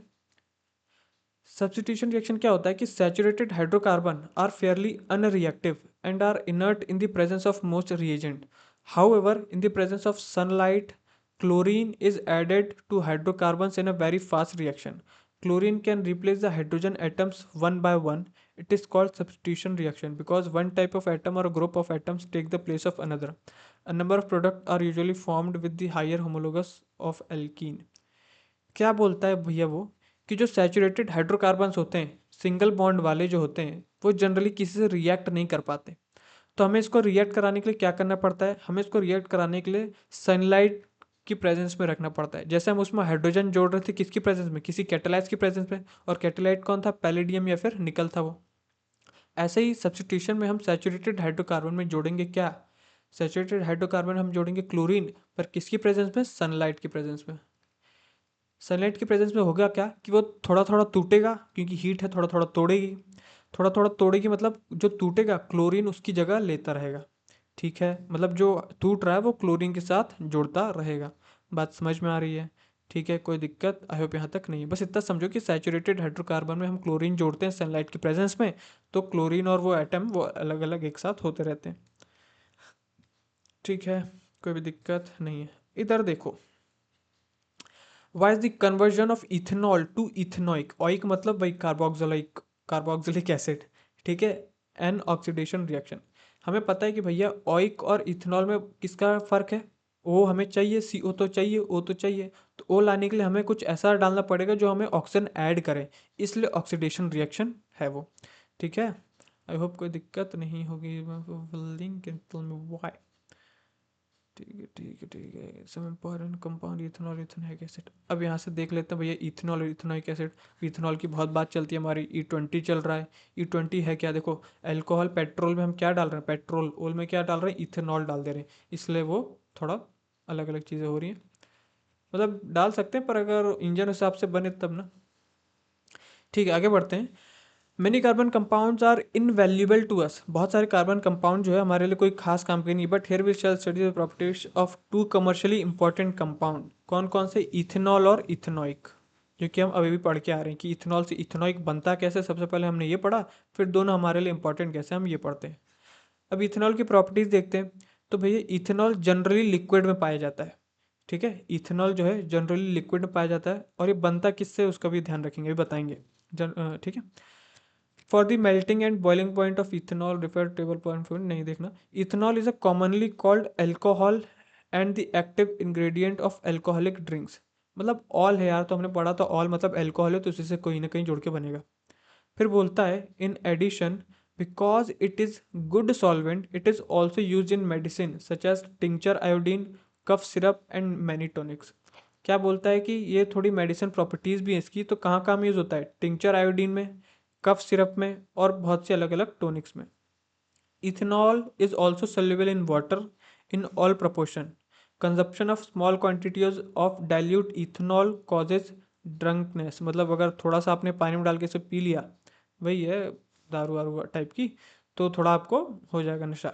Even though this practice is condemned, it is socially wide spread practice. However, intake of even small quantity of pure ethanol called absolute ethanol can be lethal. अब चूंकि ethanol एकदम absolute कोई ऐसा होता नहीं है, हम पानी में डाल कर ही जनरली लेते हैं, ठीक है, बनाते हैं, पर वो एकदम प्योर इथेनॉल लेने पे, इनटेक करने पे आप समझो चले भी जाओगे। Also long term consumption of alcohol leads to many health problem. ठीक, कोई दिक्कत आई होप यहाँ तक नहीं है। जो अल्कोहल में जो मीठापन आता है ना वो इथेनॉल की वजह से आता है, सिरप में जो मीठापन आता है वो भी इथेनॉल की वजह से आता है। ठीक है। रिएक्शन विद सोडियम, अब भैया इथेनॉल के हम अलग अलग रिएक्शन कराते हैं। पहली रिएक्शन आप सोडियम से करा रहे हो, क्या करता है भैया sodium? Alcohol react with sodium leading to the evolution of hydrogen gas, hydrogen with ethanol. The other product is sodium ethoxide. Can you recall which other substance produce hydrogen reacting with metals? ये सब फालतू नहीं, hydrogen metal hydrogen छोड़ो उसको। इतना याद रखें कि जब भी आप इथेनॉल को सोडियम से रिएक्ट कराते हैं तो क्या रिलीज करता है? एक तो हाइड्रोजन और सोडियम इथॉक्साइड। याद रखना तो रख सकते हैं, अभी तक ऐसा कोई क्वेश्चन नहीं आया, फिर भी थोड़ा बहुत याद रख सकते हैं। बोलता है reaction to give unsaturated hydrocarbon, heating ethanol at 443 K, इसको याद रखना है 443 kelvin with excess concentrated sulphuric acid result in the dehydration of ethanol to give ethene. देखिए क्या बोल रहा है, इथेनॉल, इथेनॉल क्या है सर आपका? ये आपका सैचुरेटेड है कि नहीं? अच्छा अब छोड़ो बाकी चीज़, अभी अभी हम पढ़ के आए सब्स्टिट्यूशन रिएक्शन में कि सैचुरेटेड में क्या जोड़ने पे कैसा क्या अनसैचुरेटेड बन जाता है। तो भैया जैसी जैसी आप सैचुरेटेड में क्या करते हो, सैचुरेटेड में आप क्लोरीन ऐड करते हो किसकी प्रेजेंस में? सनलाइट, तो वो क्या होने लगती है? सब्स्टिट्यूट होने लग जाती है। ठीक है, कोई भी दिक्कत, अनसैचुरेटेड नहीं बनती, उसके बाद अलग है। अब बोल रहा है कि अगर हम इथेनॉल से हमें कोई अनसैचुरेटेड बनाया तो ना, तो हम क्या करेंगे? तो कुछ मत करो सर, आप इथेनॉल को सबसे पहले हीट करो, कब तक? 443 केल्विन तक। ठीक है, और फिर उसमें एक कंसनट्रेटेड सल्फ्यूरिक एसिड डालो। कंसनट्रेटेड सल्फ्यूरिक एसिड मतलब कि जो बहुत सीरियस वाला, उसमें डाइल्यूशन वाला नहीं, कंसनट्रेटेड सल्फ्यूरिक H2SO4 वाला ये। ठीक है, हॉट कंसनट्रिक एसिड डालो तो आपका क्या बन जाएगा? वो आपको बन जाएगा ईथीन। कैसे क्या बना ये सब समझना नहीं, बस इस बात को समझना है कि अगर आपको इथेनॉल को इथीन में, या फिर ये समझ लो कि सैचुरेटेड हाइड्रोकार्बन को अनसैचुरेटेड में डालना है तो क्या करना पड़ेगा?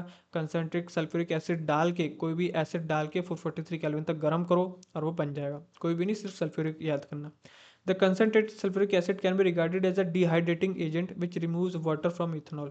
अब ऐसा बन कैसे गया? तो मतलब इतना समझो कि जो H2O था उसमें जो H का था उसने वो खींच लिया, ठीक है, बस इसलिए बन गया।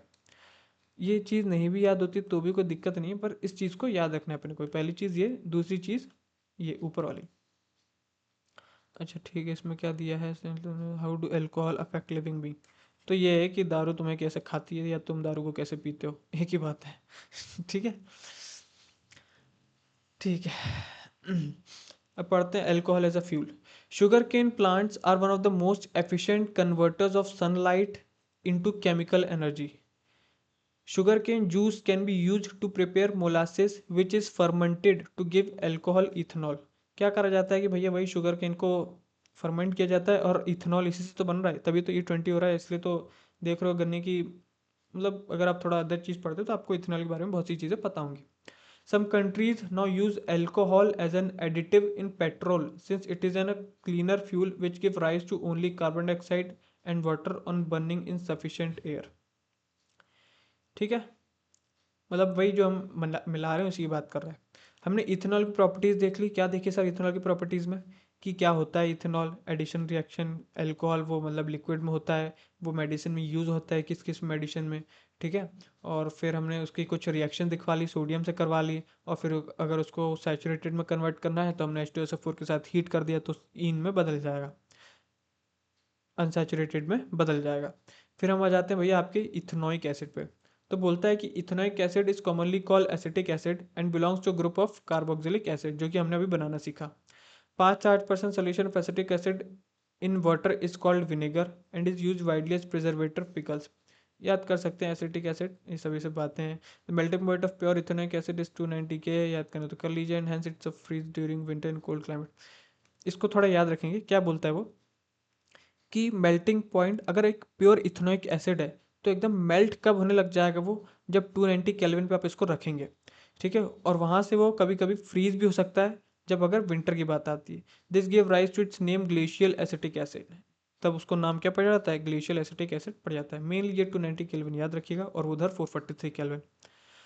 The group of organic compound called carboxylic acid are obviously characterized by acidic nature. Carboxylic acid है तो मतलब नाम में समझ में आ रहा है कि एसिड है।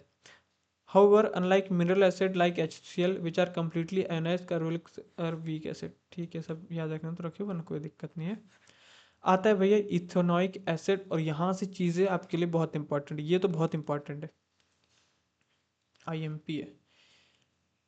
इथेनोइक एसिड के साथ हम कराते हैं ईस्टेरिफिकेशन रिएक्शन। क्या होता है?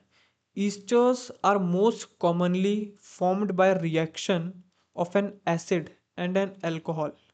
Ethanoic acid react with absolute ethanol in the presence of an acid catalyst to give an ester।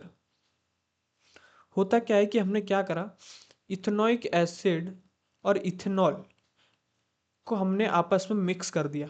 क्या कर दिया? मिक्स कर दिया। पर साथ ही किसके प्रेजेंस में?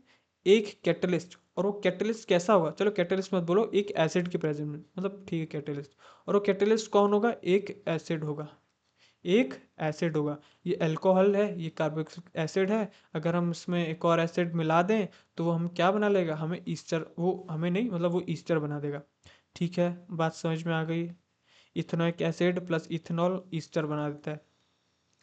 क्या है? Generally ester are sweet smelling substances. These are use in making perfumes and as flavoring agent. On treating with sodium hydroxide, which is an alkali, the ester is converted back to alcohol and sodium salt of carboxylic acid. This reaction is known as saponification because it is used in the preparation of soap. Soap are sodium or potassium salts of long chain carboxylic acid. इस paragraph में से बहुत सी चीज़ें बोल दी, एक एक करके देखते हैं। सबसे पहले उसने बोला कि ईस्टर जो है वो क्या है? एक स्वीट स्मेलिंग सब्सटेंस है, स्वीट स्मेल करता है वो। ठीक है, हमने ये देख लिया। जो कि किस में यूज़ होता है? परफ्यूम्स में यूज़ होता है। ठीक है साहब, हमने ये भी देख लिया। अब बोलता है कि अगर इसी ईस्टर को, किसको साहब? इसी ईस्टर को किससे रिएक्ट करा दोगे आप? सोडियम हाइड्रोक्साइड से, NaOH होल ट्वाइस से रिएक्ट करा दो साहब। किससे? NaOH। अगर आपको थोड़ा बहुत भी आपने अगर पढ़ा होगा, मतलब पढ़ाई होगा सॉल्ट, एसिड बेसिस सॉल्ट में, तो मुझे बताइए कि NaOH को हम क्या बोलते थे? हम उसको कॉस्टिक सोडा बोलते थे। क्या बोलते थे? कॉस्टिक सोडा बोलते थे। ठीक है, NaOH होल ट्वाइस में। ठीक, आगे बढ़ते हैं। इसने इसके साथ रिएक्ट कराया, ठीक है, और ईस्टर ने क्या कर दिया? वापस से अल्कोहल बना दिया। क्या बना दिया? अल्कोहल बना दिया, और साथ ही साथ सोडियम का एक कार्बोक्सिलिक एसिड जैसा छोड़ा। मतलब क्या बनाया कि सोडियम के साथ जो Na, एकदम इसका जो वो होता है, फॉर्मूला लिखा हुआ है ये, CH3COONA, ये रिलीज करा। मतलब CH3COO, C2H5 ईस्टर, ये ईस्टर है। इसमें सोडियम हाइड्रोक्साइड डाला तो इसने सोडियम सॉल्ट कार्बोक्सिलिक एसिड छोड़ दिया और अल्कोहल में वापस कन्वर्ट कर दी। ये अल्कोहल हो गया और ये सोडियम। ठीक है, कोई भी दिक्कत आई होप यहाँ तक नहीं है। अब बोलता है कि दिस रिएक्शन, कौन सी रिएक्शन? ये रिएक्शन को हम कौन सी रिएक्शन बोलते हैं? सपोनिफिकेशन। याद रखेंगे, सोडियम से एस से सोडियम एस से सपोनिफिकेशन। सांप, सपोनिफिकेशन क्या है? सैपोनिफिकेशन या फिर soap, saponification soap, because it is use in the preparation of soap. हम इसको ये नाम क्यों लेते हैं? क्योंकि सोप बनाने में यूज होता है। ठीक है, बात समझ में आ गई। ये हमने सबसे पहले किसकी देखी थी? ईस्टर ईस्टरिफिकेशन रिएक्शन देखी थी कि ईस्टर बनता कैसे इथेनॉइक एसिड से। तो कैसे बनता है साहब? इथेनॉइक एसिड में इथेनॉल डाल दो और साथ ही में कोई कैटलिस्ट एसिड डाल दो तो आपका ईस्टर बन जाएगा। अच्छा, ईस्टर जो होता है भैया वो स्वीट स्मेल होता है, परफ्यूम यूज़ होता है। ईस्टर में अगर आप सोडियम हाइड्रोक्साइड डाल दो तो वो वापस आपको अल्कोहल और sodium salt carboxylic acid type का बना के दे देगा। अब उसी रिएक्शन को हम सपोनिफिकेशन बोलते हैं, और वो इसलिए बोलते हैं क्योंकि वो सोप बनाने में यूज होता है। ठीक है, आगे पढ़ते हैं। रिएक्शन विथ अ बेस, किसका रिएक्शन? ईस्टर का रिएक्शन। अभी अभी तो करा है, छोड़ो। Like mineral acid, ethanoic acid react with base such as sodium hydroxide, जो अभी अभी हमने ऊपर करा है, to give a salt sodium ethanoate or commonly called sodium acetate and water. ठीक है, कार्बन हाइड्रोजन कार्बन। अब ये उन्होंने कार्बोनेट हाइड्रोजन कार्बोनेट बोल दिया, इसको भी देख लो कि अगर आप इथेनॉइक एसिड को, ठीक है कुछ ऐसे कुछ खास नहीं है, बस बेस है, सेम चीज़ है, इसमें कुछ खास याद नहीं रखने वाली बात है। बोलता है कि अगर आप ईस्टर को किसी सर, ईस्टर सॉरी ईस्टर नहीं सॉरी इथेनॉइक एसिड, ये भी इथेनॉइक एसिड था, सॉरी सॉरी सॉरी, ये सेकंड जो है किससे रिएक्ट करा रहे हैं, इथेनॉइक एसिड से, क्योंकि हम प्रॉपर्टी किसकी पढ़ रहे हैं, इथेनॉइक एसिड की। इथेनॉइक एसिड को हमने कार्बोनेट और हाइड्रोजन कार्बोनेट से रिएक्ट कराया, तो क्या दिया, कॉमनली कॉल्ड सोडियम एसिटेट दिया, और पानी और कार्बन डाइऑक्साइड दे दी। ठीक है, अब हम एक बार कोई क्वेश्चन देखते हैं जिसमें इस तरह का कुछ पूछा था हमने, एक शायद एक जगह देखा भी था। देखो यहाँ पे देखते हैं, यहाँ से एक हमें एक चीज़ मिली, अभी हम आगे पढ़ेंगे। बोलता है कि सोप मॉलिक्यूल्स, सोप अभी अभी हमने पढ़ा, आर सोडियम और potassium salts of long chain carboxylic acid. क्या यही है, हमें कार्बोक्सिलिक एसिड ही से मिल रहा था, तो बात सही है, पर इसे नॉट करेक्ट पूछा है, तो अभी वो सब हम आगे देखेंगे। और देखिए ईस्टर का कोई सवाल था क्या, ईस्टरिफिकेशन कहीं तो था यार, ईस्टरिफिकेशन, निकेल इज यूज, ये देखिए ये फिर एक और एग्जांपल, ये कब का है, ये किसका है, ये सी डी एस 2001 2026 का है, ये देखो। अब मैं आपको दिखाता हूँ, ये सी डी एस 1 2026 कहाँ गया ये क्वेश्चन। देखो यही तो, बस अगर आप पी वाई क्यू थोड़ा ध्यान से देखें, देखो सी डी एस 1 2026 कब होता है सर, ये अप्रैल में होता है। ठीक है, इसने ये क्वेश्चन पूछा, nickel is use as a catalyst in converting vegetable oil into fat. ठीक, इसने ये चीज़ पूछी थी। अब मैं आपको सी ए पी एफ दिखाता हूँ, सी ए पी एफ में कहाँ गया, वेजिटेबल ऑयल्स वाला किस में था यार वो, अच्छा वेजिटेबल ऑयल 2021 में था वो, अच्छा अच्छा अच्छा, मुझे लगा यहीं से, ये रहा इथेनॉल वाला। ठीक है, इसको एक बार देख लेते हैं, अभी अभी हम कर ही चुके हैं इसलिए देख रहे हैं। Nickel is use as catalyst in converting vegetable oils into fat, तो अभी अभी हमने देखा था कि भैया ये तो सही है, हम इसमें हाइड्रोजनेशन डालते थे और निकल को वेजिटेबल ऑयल में यूज़ करते थे, एकदम सही बात है। क्या पूछ रहा है, करेक्ट स्टेटमेंट पूछ रहा है, तो थर्ड तो होना ही चाहिए, बी तो नहीं होगा। फिर कंसनट्रेटेड H2SO4, अब देखो एक और पहली चीज़, क्या concentrated H2SO4, concentrated H2SO4 is used as a dehydrating agent in esterification reaction। तो हमने अभी अभी पढ़ा कि ये सही बात है क्या, देख लो इधर दिखा देता हूँ मैं आपको वापस।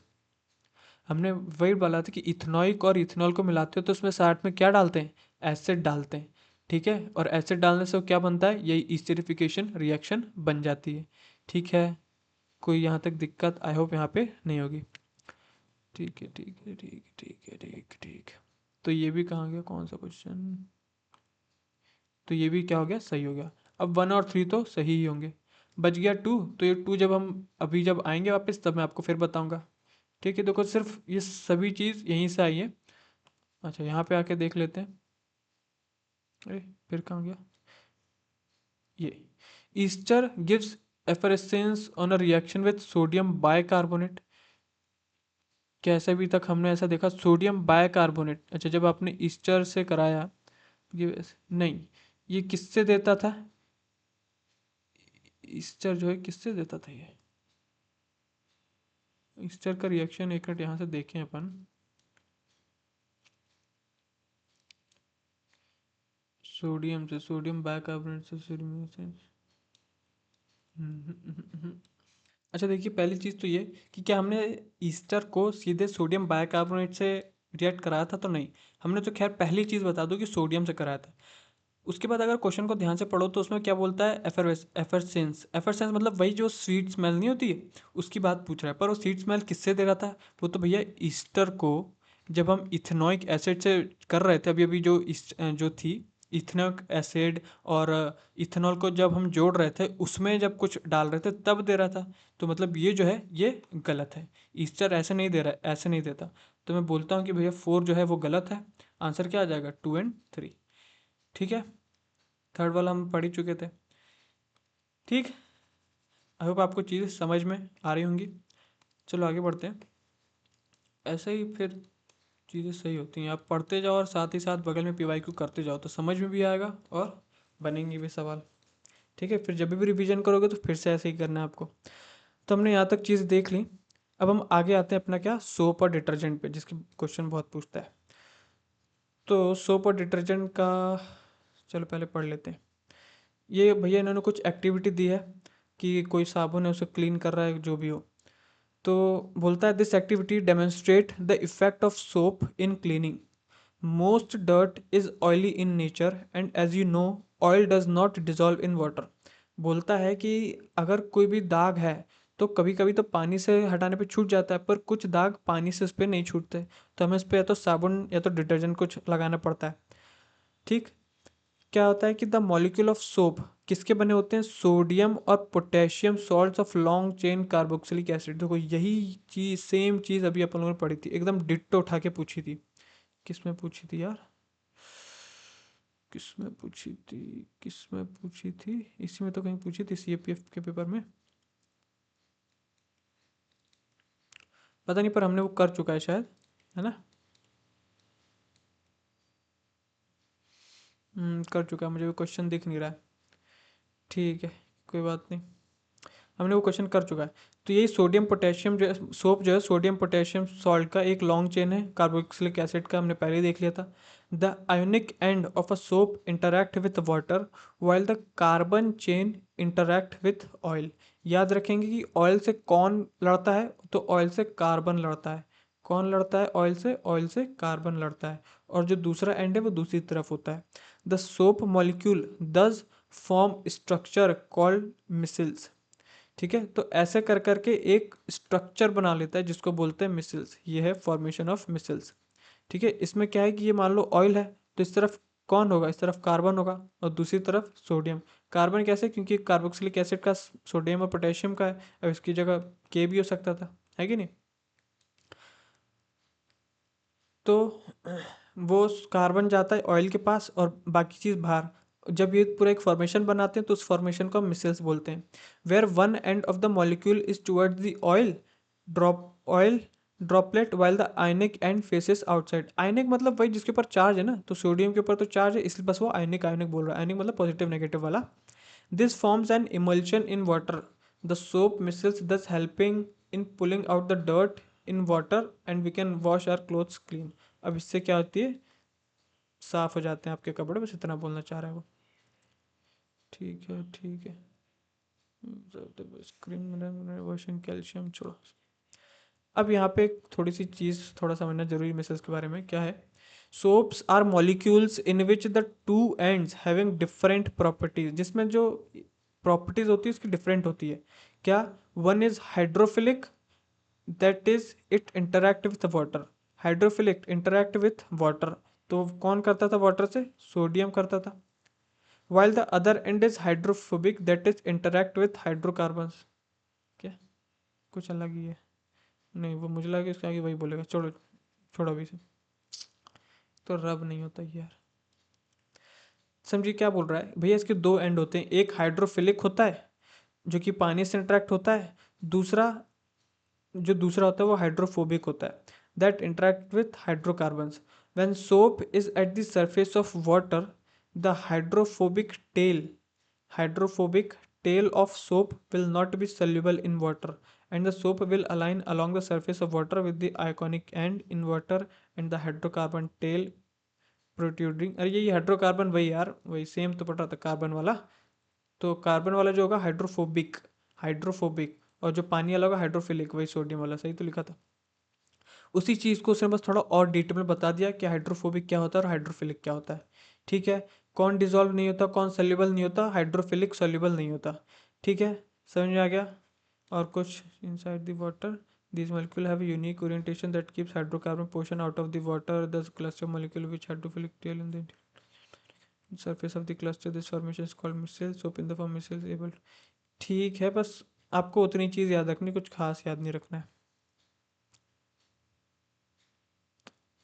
ग्रीज और डट, ठीक, कोई दिक्कत। बस मिसल्स क्या होता है, हाइड्रोफोलिक हाइड्रोफोबिक, कौन किससे इंटरेक्ट करता है, डर्ट से कार्बन वाला चीज़ या फिर हाइड्रोकार्बन बोल सकता है, बाहर कौन रहता है आयोनिक वाला या फिर सोडियम। ठीक, इससे ज़्यादा और कुछ नहीं। फिर ये है, have you ever observed while bathing that form is a formed with difficulty. formed with difficulty and insoluble substances remains after washing with water. This is caused by the reaction of soap with calcium and magnesium salt. Water, ठीक है, इसको पढ़ लेते हैं क्या बोलता है वो। भाई इसने कुछ एक्टिविटी दी है, उसमें वो क्या बोलता है कि have you observed while bathing, अच्छा नहीं एक्टिविटी नहीं है, while bathing that foam is formed with difficulty and an insoluble substance come remains after washing with water.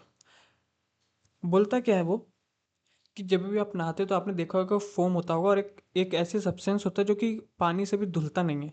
तो वो प्रोड्यूस कैसे होता है, तो बोलता है कि this is caused by the reaction, कहाँ गया, this is caused by the reaction of soap with calcium and magnesium salt which cause the hardness of water. Hence, you need to use a large amount of soap. This problem is overcome by using another class of compound called detergent as cleansing agent. Detergents are sodium salt of sulfonic acid or ammonium salt with chloride or bromide ions. Both have long hydrocarbon chain. The chain heads, ठीक है। Hardness of water से आपको बस इतना याद रखना है कि हार्डनेस ऑफ वाटर से क्या है कि ये बनता कैसे है, हार्डनेस ऑफ वाटर होता क्यों है, क्योंकि रिएक्शन होता है किस किस का सर, सोप का और कैल्शियम या फिर मैग्नीशियम का। ठीक, इसकी वजह से आपका हार्डनेस ऑफ वाटर बन जाता है। ठीक, पानी का वो जो एकदम खारा खारा जो एकदम लगा नहीं रहता वो, उसकी बात हो रही है। जैसे आपने मतलब देखा हो कि कहीं पानी का जब दाग हो जाता है तो वो छूटता नहीं, बस उसी के बारे में बता रहे हैं वो। ठीक है, बोलता है कि ये प्रॉब्लम यूज़ होती है एक और चीज़ मतलब ख़त्म हो सकती है एक और चीज़ करने से। क्या कि या तो आप ज़्यादा अमाउंट का सोप यूज़ करें या फिर डिटर्जेंट का यूज़ करें। डिटर्जेंट क्या है, डिटर्जेंट भी भाई एक क्लीनिंजिंग एजेंट है।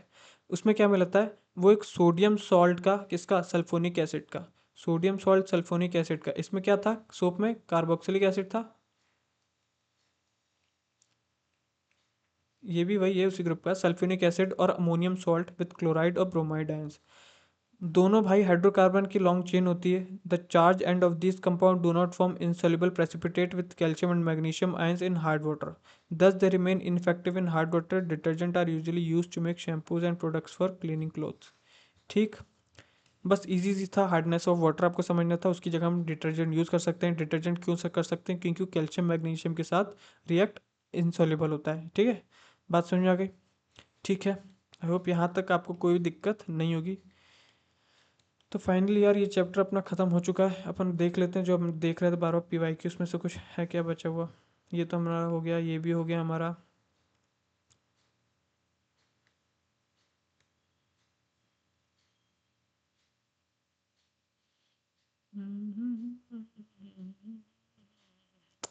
अच्छा, ये जो रिएक्शन है ना, ये मुझे अभी दिमाग में आ रही है।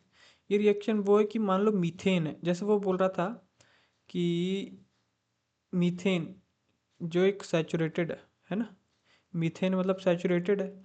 अब उसमें क्या कर रहे हैं ये लोग क्लोरीन डालते हैं, जो हम डाल रहे थे उस टाइम इथेनॉल में।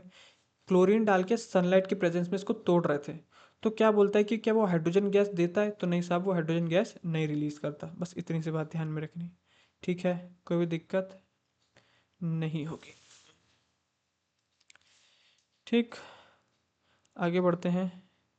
ये हो गया, ये हो गया।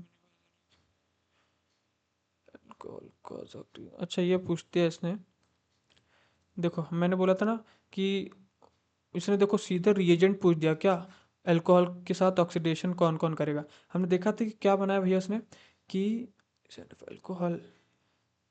देखो वैसे तो मैंने आपको अभी के अभी ऐसे याद कराया था, 2 और 3 इसका एग्जाम्पल है। देखो अभी आपको बता देता हूँ, कहाँ गया वो, रुकिए देखिए दिखाता हूँ। अभी अभी हमने करा था इसको, जब हम अल्कोहल में उसको क्या नाम है उसका, अल्कोहल को, इथेनॉल को हम जब इथेनॉइक एसिड में कन्वर्ट कर रहे थे तो कैसे कन्वर्ट हो रहा था, क्योंकि हमें ऑक्सीजन जोड़ना था तो हमें ऑक्सीडाइजिंग एजेंट चाहिए था।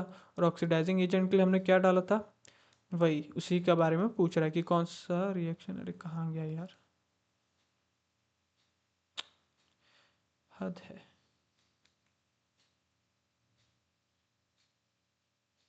कहाँ है यार, 2 मिनट रुकिएगा, 2 मिनट, हद है। रुको रुको भाई, अभी तो यहीं कहीं था, कहाँ गया, ये रहा शायद, हाँ ये है, ये देखो। हम क्या कर रहे थे इसमें कि हम इथेनॉल को किस में बदल रहे थे, इथेनॉइक एसिड में बदल रहे थे। तो हमने क्या डाला था, एक तो अल्कलाइन KMnO4 और एसिडिफाइड K2CrO7, यही डाला था। अब देखो आंसर क्या आएगा अपना। अरे यार क्या है ये देखो, अल्कलाइन KMnO4 और एसिडिफाइड KMnO4। तो ये आंसर हो जाएगा आराम से अपना 2 और 3। ठीक है, देखो जब आप इतना डिटेल में थोड़ा इतना आराम से समझोगे तब आपसे ऐसे क्वेश्चन बनेंगे। कौन सा क्वेश्चन पेपर, कौन सा ये CAPF का 2025 का क्वेश्चन पेपर है। अभी पता नहीं लैग क्यों हो रहा है। चल ठीक है, हमारी क्लास लगभग हो ही चुकी है। ये बाकी मैंने आपको कुछ ये दिए हैं, इसको आपको ध्यान से करना है। ठीक है, जैसे ये जो कन्वर्ज, ये पहले चैप्टर का है, इसमें आ गया तो डिकम्पोजिशन रिएक्शन का है। ठीक, ये देखो निकल कैटलिस्ट, वेजिटेबल ऑयल फैट्स, ये निकल कैटलिस्ट कहाँ क्या बन रहा है यार। अरे हद है।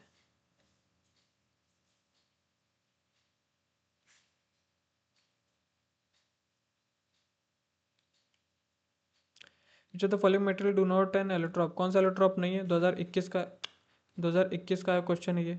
तो भैया डायमंड है, फुलरेंस है, ग्रेफीन जो है ना ग्रेफाइट से बनता है, फ्लाई ऐश नहीं है। ठीक है, बहुत ईजी, अब कुछ भी करोगे आपसे हो जाएगा आराम से। जो the following does not result evolution of hydrogen gas. ठीक है, इसको भी देख लेना ध्यान से। हीटिंग जिंक, थर्मोक्साइड, थर्माइट, ये चैप्टर 1 का है। ठीक है ठीक है। Total number of covalent bond in methanol, methanol में कितने कोवेलेंट बॉन्ड होंगे उसको देखना है। कितने कोवेलेंट बॉन्ड मतलब हमें पता है सिंगल होगा, पर आपको पूरा का पूरा जोड़ना पड़ेगा। ठीक है, अगर जैसे मैं यहीं पे बना के दिखाऊँ आपको, मीथ मतलब कितना कार्बन होगा, सिंगल कार्बन। ठीक, तो पहले 4 बॉन्ड होंगे इसके, 1 2 3 4। अब जैसे ही इसने मिथेनॉल बोल दिया तो इसमें तो पक्का है भैया CH3 होगा यहाँ पे और OH है। तो मीथ जैसे ही बोल दिया एक ही कार्बन है तो उसके 4 ही हो सकते हैं, 5 होंगे। 5 कैसे होंगे, OH का ला। एक OH वाला भी शायद जोड़ लिया उसने।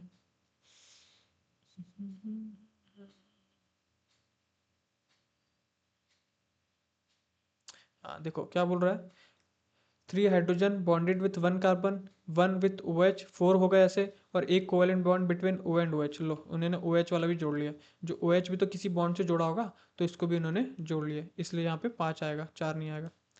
ठीक है, फिर ये ट्रेवलेंट पैरानिट, ठीक है, आइस प्रेजेंटेड आइसक्रीम। अभी देखो ड्राई आइस क्या होता है, देखो कुछ कुछ चीज़ आपको नई नई जैसी लगेंगी, तो उसको आपको याद कर लेना है। ठीक है, मैंने ये सब भी दिया है आपको। ये ड्राई आइस क्या आती है, solid state of carbon dioxide, जब उसको प्रेशराइज करके आप बनाते हो ना तो सॉलिड में बन जाता है। कार्बन डाइऑक्साइड को बहुत प्रेशराइज करने पर सॉलिड बन जाता है, उसी को हम ड्राई आइस बोलते हैं। ये सब पढ़ेंगे तो आपको चीज़ें समझ में आएंगी। तो आई होप यार आपको चीज़ें समझ में आ रही होंगी, मैं पढ़ा रहा हूँ तो शायद जो भी चीज़ आपको टफ लग रही हो थोड़ी इजी आपके लिए हो रही होंगी। फिर भी अगर आपको कुछ चीज़ नहीं समझ में आती या फिर लगता है कि इसको और बेहतर किया जा सकता है तो प्लीज़ प्लीज़ कमेंट में कमेंट ज़रूर करिएगा। बाकी पढ़ते रहिए। ठीक है, और प्लीज़ सपोर्ट करिए, लाइक करिए और शेयर भी करिएगा, सब्सक्राइब ज़रूर करिएगा। तो आज की सब हम यहीं समाप्त करते हैं। आज की वीडियो ज़्यादा लंबी हो गई बट वर्थ इट है। मैंने आपको सारे PYQ, मैंने ये तक इसलिए मैंने आपको PYQ के साथ कराता हूँ ताकि आपको पता पड़े कि भैया एक रिएक्शन से क्वेश्चन पूछ दे रहा है। सोचो जो अपन लोगों ने पढ़ा था, जैसे वो जो इथेनॉल वाला था कि हीट और लाइट छोड़ेगा, वो उसने कहीं वर्ड में पढ़ा, वर्ड में अपन लोगों ने कहीं देखा था लिखा हुआ, नहीं लिखा हुआ था उसने, तो बस खाली रिएक्शन से, जैसे ये उसने कहीं वर्ड में ऐसा थोड़ी लिखा था, वो तो अपन लोगों ने रिएक्शन से पढ़ा तब। तो अगर आप ये चीज़ आप डायरेक्ट उठा के PYQ को नहीं समझोगे, PYQ ऐसे ही सॉल्व करते हैं, नहीं समझोगे तो आपको पता ही नहीं पड़ेगा कि हमें किस चैप्टर में कितना डीप में जाना पड़ेगा, है कि नहीं। तो आई होप चीज़ें आपके लिए अच्छी हो रही होंगी। तो आज की सब हम यहीं समाप्त करते हैं, मिलेंगे नेक्स्ट चैप्टर में अगली क्लास के साथ, अगली क्लास में नेक्स्ट चैप्टर के साथ। तब तक के लिए जय हिंद, जय भारत।